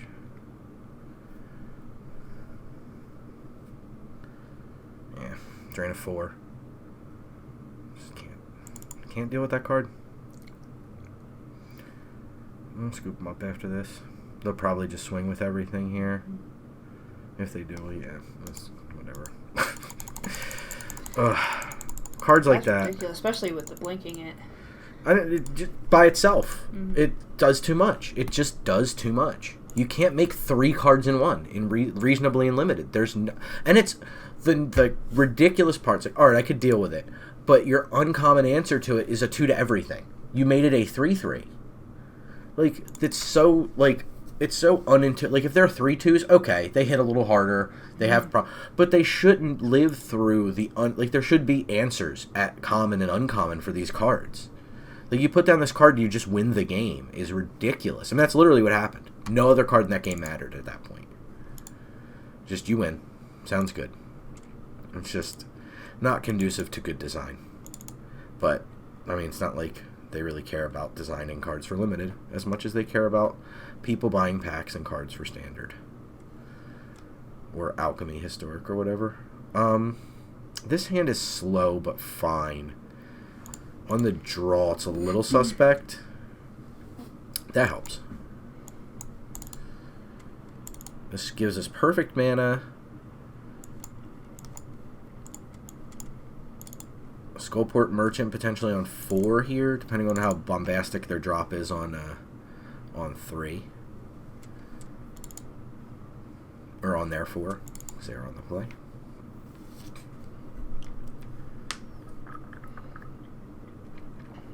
Not too scary. We'll go ahead and play Pilgrim's Eye here. And we'll just grab up an island. Our opponent's not the only one who can get away with playing 3 colors.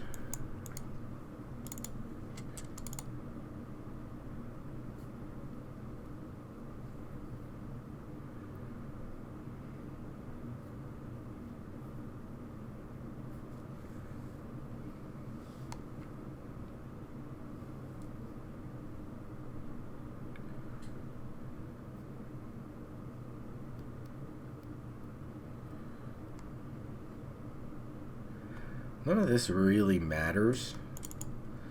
It's all going to come down to kind of our big heavy hitters. Opponent's going to be hard to beat, so we're going to need like Grim Bounty and things to really kind of help pave the way. Shoring up their mana. Okay, that will help down the road as well.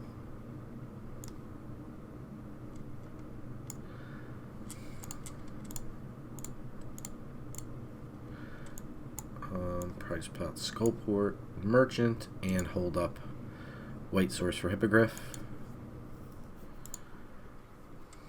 Neither of us are really exchanging any kind of resources at this point, just building up what we can get to. Opponents doing a much better job than we are. We can answer their first 2 threats, but they're doing a good job being able to ramp to those threats efficiently. So they're going to go up to 6 mana, it looks like, available here. Some big cards coming down potentially for opponent.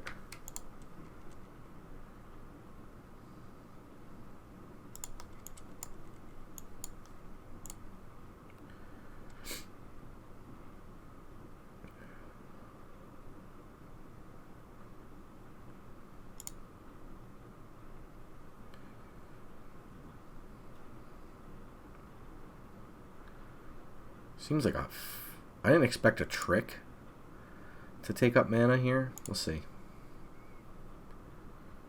Dread Linworm. Sure. We're doing this first. Is that right? Did it tell you which one it's doing for? No, they want to.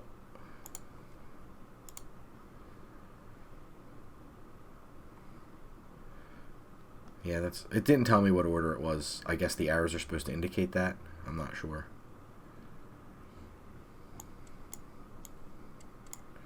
That's Arena being Arena. That leads me to believe they don't have a lot going on here, so we could just Sea Tower this. But it's like, they attack us next turn. Doesn't do a whole lot. I think we just want to add to the board here. I'll take a hit for 4. I don't think that matters too much. We have mana up to sack if they just want to kill something. But I think I'd rather trade off for something like that. Like if they go Island Linarm, I'd rather trade off a resource for that than the 4/4 who's hitting me. Mm-hmm. Next turn I can crack back for 3, and the race is pretty close at that point.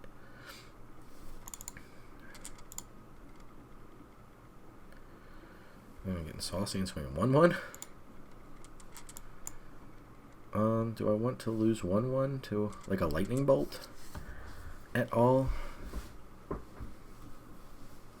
Yeah, I guess so. If they're going to spend resources, I'll let them spend it on token.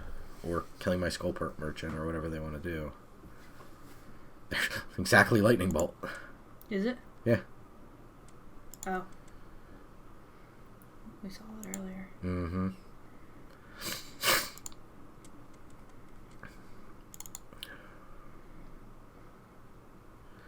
Do I want to sack Pilgrim's Eye? I think the answer is probably.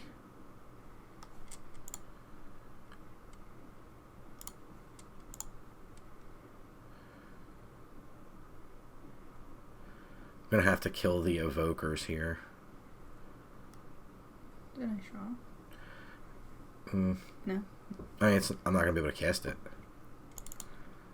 Because I need to deal with this before they can double team it. Mm. If they're able to double team, we lose, basically.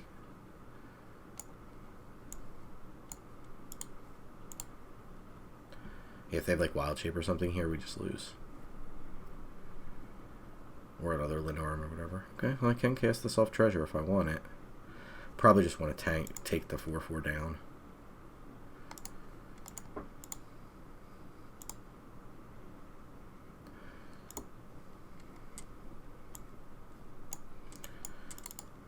keep our treasure, be mana. So we may need a double spell down the road here. Looks like Linerum coming down, I'd wager. Because they're manually tapping for a bunch. And then it'll let us imprison it. I have to imagine it's Forest, Linerum, right? Unless they have another busted card. Which is possible. You usually see these 3+ color green decks all on very strong cards. There's 6 mana, 7 mana. So they're very intentionally holding up green mana. Yeah, you got it. So if they deal with the trick on the 4/4, okay, just passed right through, so reason we believe we'll be able to hold that at bay.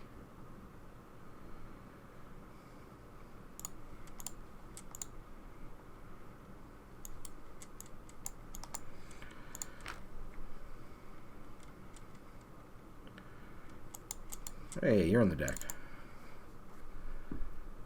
We've got rares. Wonder why they manually tapped for no reason. Very strange. It could be a bluff.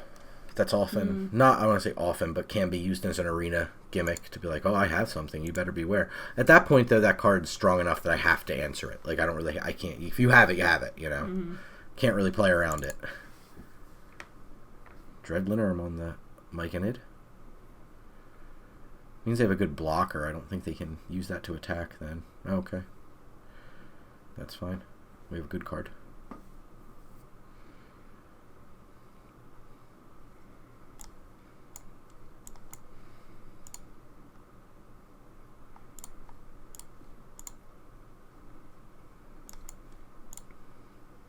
I will pop treasure here to get more pressure in the air.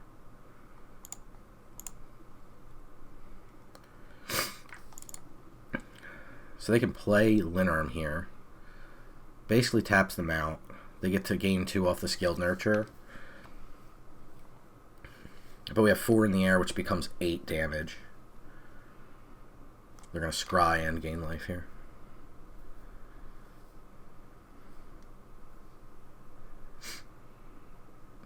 Seeing where it goes. It's not obviously a land. It didn't go snap to the bottom. 2 to top. Damn. They just have this one blocker. 4, 5, 6, 7, 8, and then they lose 8.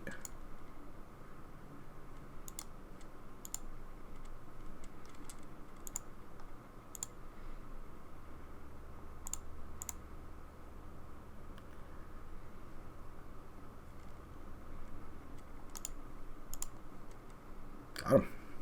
I feel like we stole that one based on the fact they scried too. Knew they were losing that. No, they knew they were going to take 12, but if they dealt with... That would have been a hard... But they had big cards. That would have been a tough ask for them to live, but if they scry to the top, that means they could answer my board, so I feel like we kind of stole that one. Max games, right? Always. Always. Always. BS Farmer. We went from Septic Tank to BS Farmer. My goodness. You're allowed to pick your own name in this game.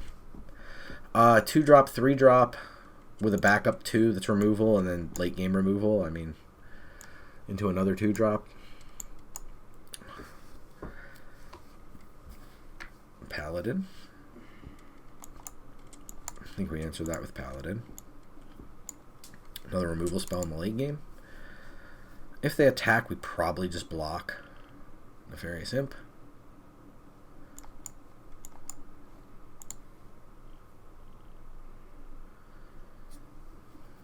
I mean, a Vampire Spawn to follow up, I think. Probably just stay mana efficient here.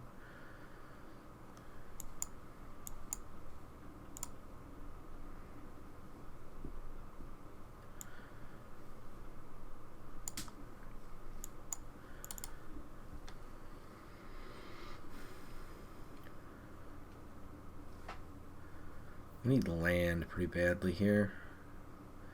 Swamp almost specifically. Okay.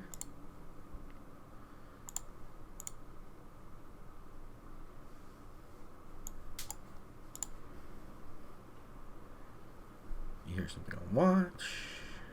Flash in 3 tokens. Flash in 3 tokens.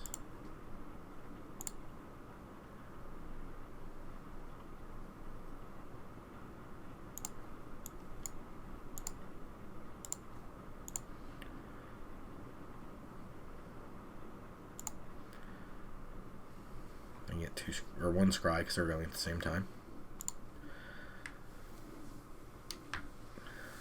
That helps. See where the scry goes. One to the bottom again. Okay. No land drop, but we have spells we can cast. Next turn would be great. Swamp. I take any land though because we can cast the Hippogriff at that point.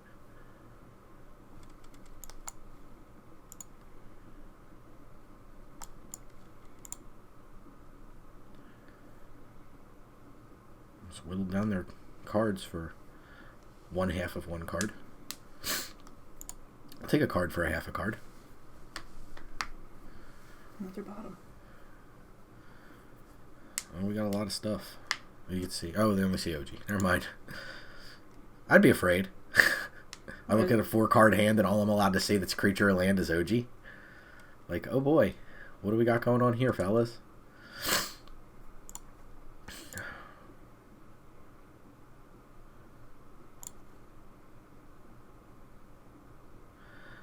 This is too aggressive.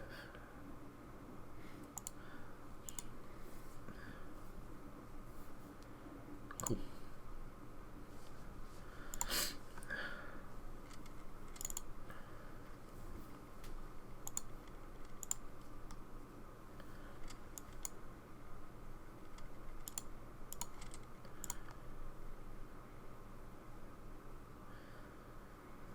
Don't want them to gain if we're going to have to race.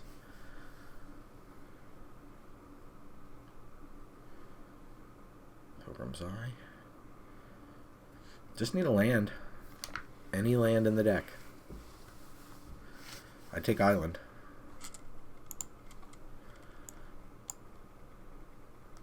Oh, they search. I'm like, what the hell did I get a plains for? And it's not my turn.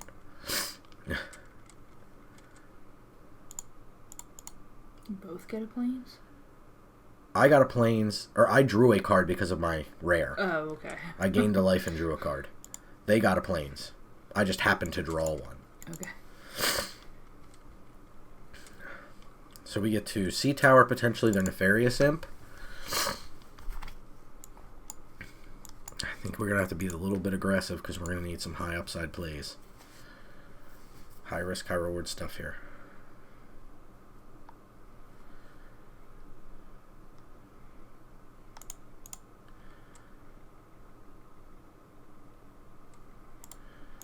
I guess this doesn't matter really. Get in there, Hippogriff. Okay. Swamp would be amazing. I'd even take Island. 3 more robbers. I think that skews the race math a ton. I think the only thing we're really interested in blocking is possibly the Toll Keeper here. Though that's even a little dubious. Alright.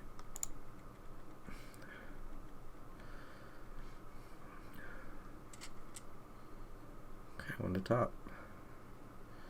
Prowler. That is a lovely card to draw. Do we have to kill Pilgrim's Eye here? I think the answer is yeah.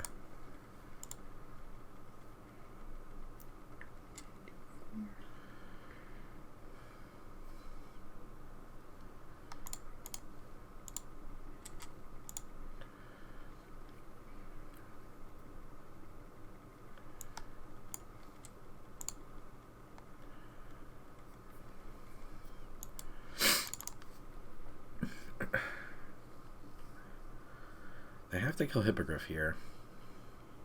That's basically all that matters. We get OG next turn. There's the Hippogriff death. Okay. They can attack with Prowler, and that's about it. That's a good draw, too.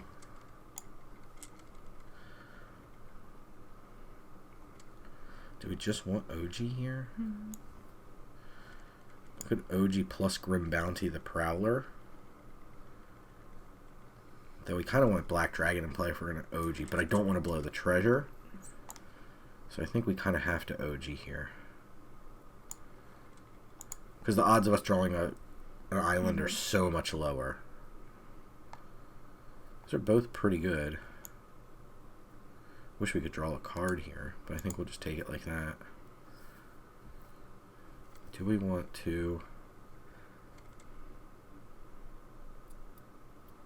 I think we do. They're going to draw a card.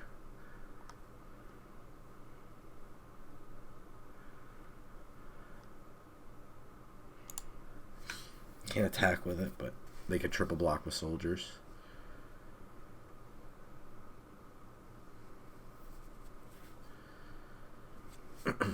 It's not a great exchange for us. Scry one, draw a card, but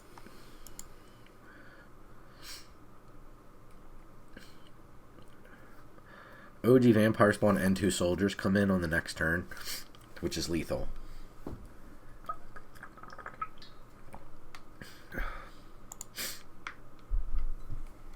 Black Dragon in the first main phase.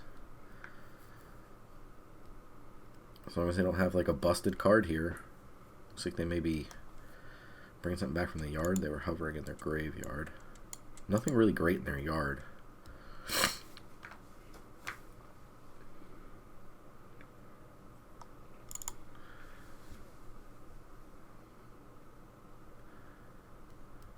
Grim Bounty on OG's fine.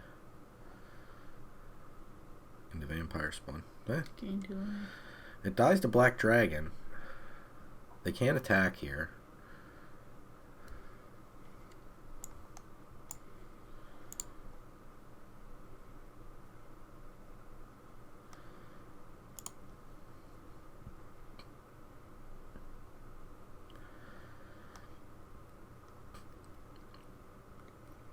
Are you going to attack?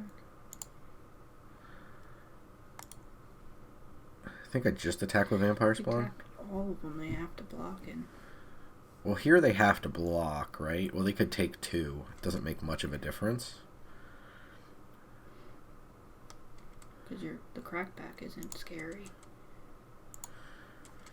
I'm going to do 2 because this disincentivizes a triple block. Yeah.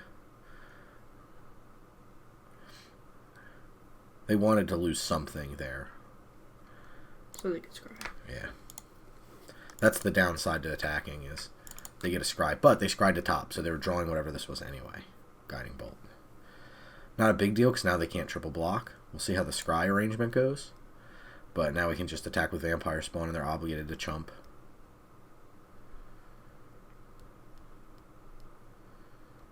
And we know we're drawing an imp, so we know we have an evasive creature coming down.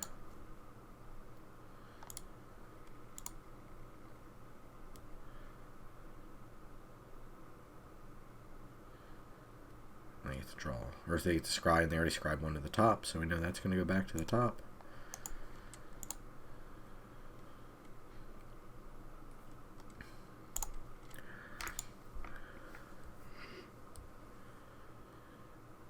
Okay, opponent, what was this card?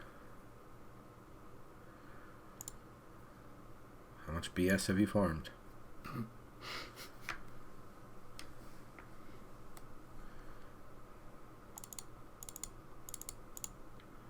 They have to take care of the imp.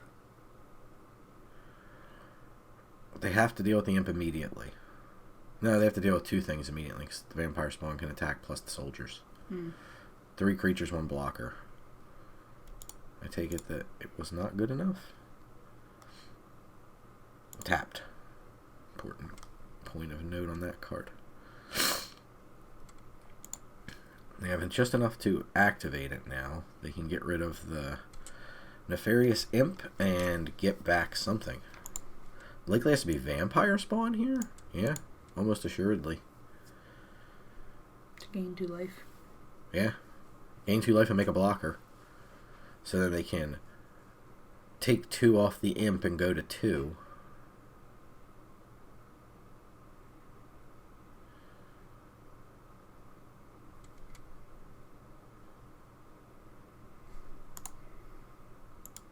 Oh, because my card's leaving the battlefield.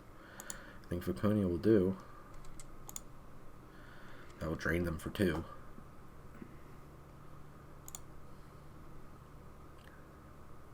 I was wondering why I was scrying. I'm like, what happened? There's the vampire spawn as predicted.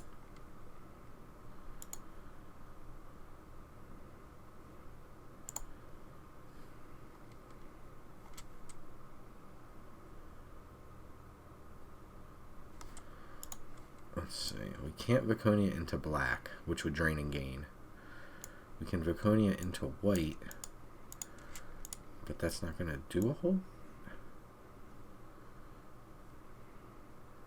Viconia into white gets us not much in terms of losing them the game on the spot.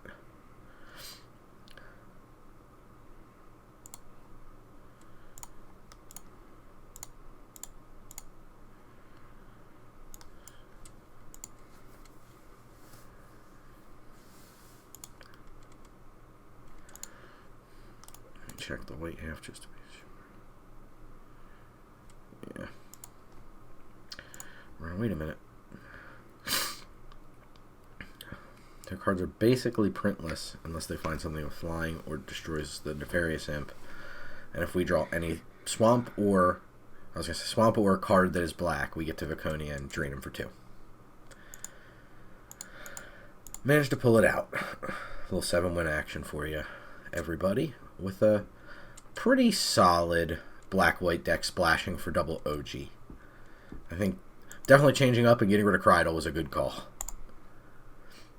The Hippogriff looked great in those games, so I think the consistency proves out. So that will do it for us. Hope you enjoyed it. Sam, hope you learned something for when you play on Arena. Hope everybody out there enjoys the Baulder's gating. It is pretty fun. It can be a little punishing when somebody plays some bombs, as we saw with the Coven. But it is a pretty cool format, so definitely check it out. It's a lot of fun. It's a new thing, right? The Alchemy draft set. So worth checking out just for that, if nothing else. Very fun. We love D&D. Check us out next week here on Thursday. We will be back with a new video. And until next time, cast more spells. Do that. But not them witches, because they ain't fair.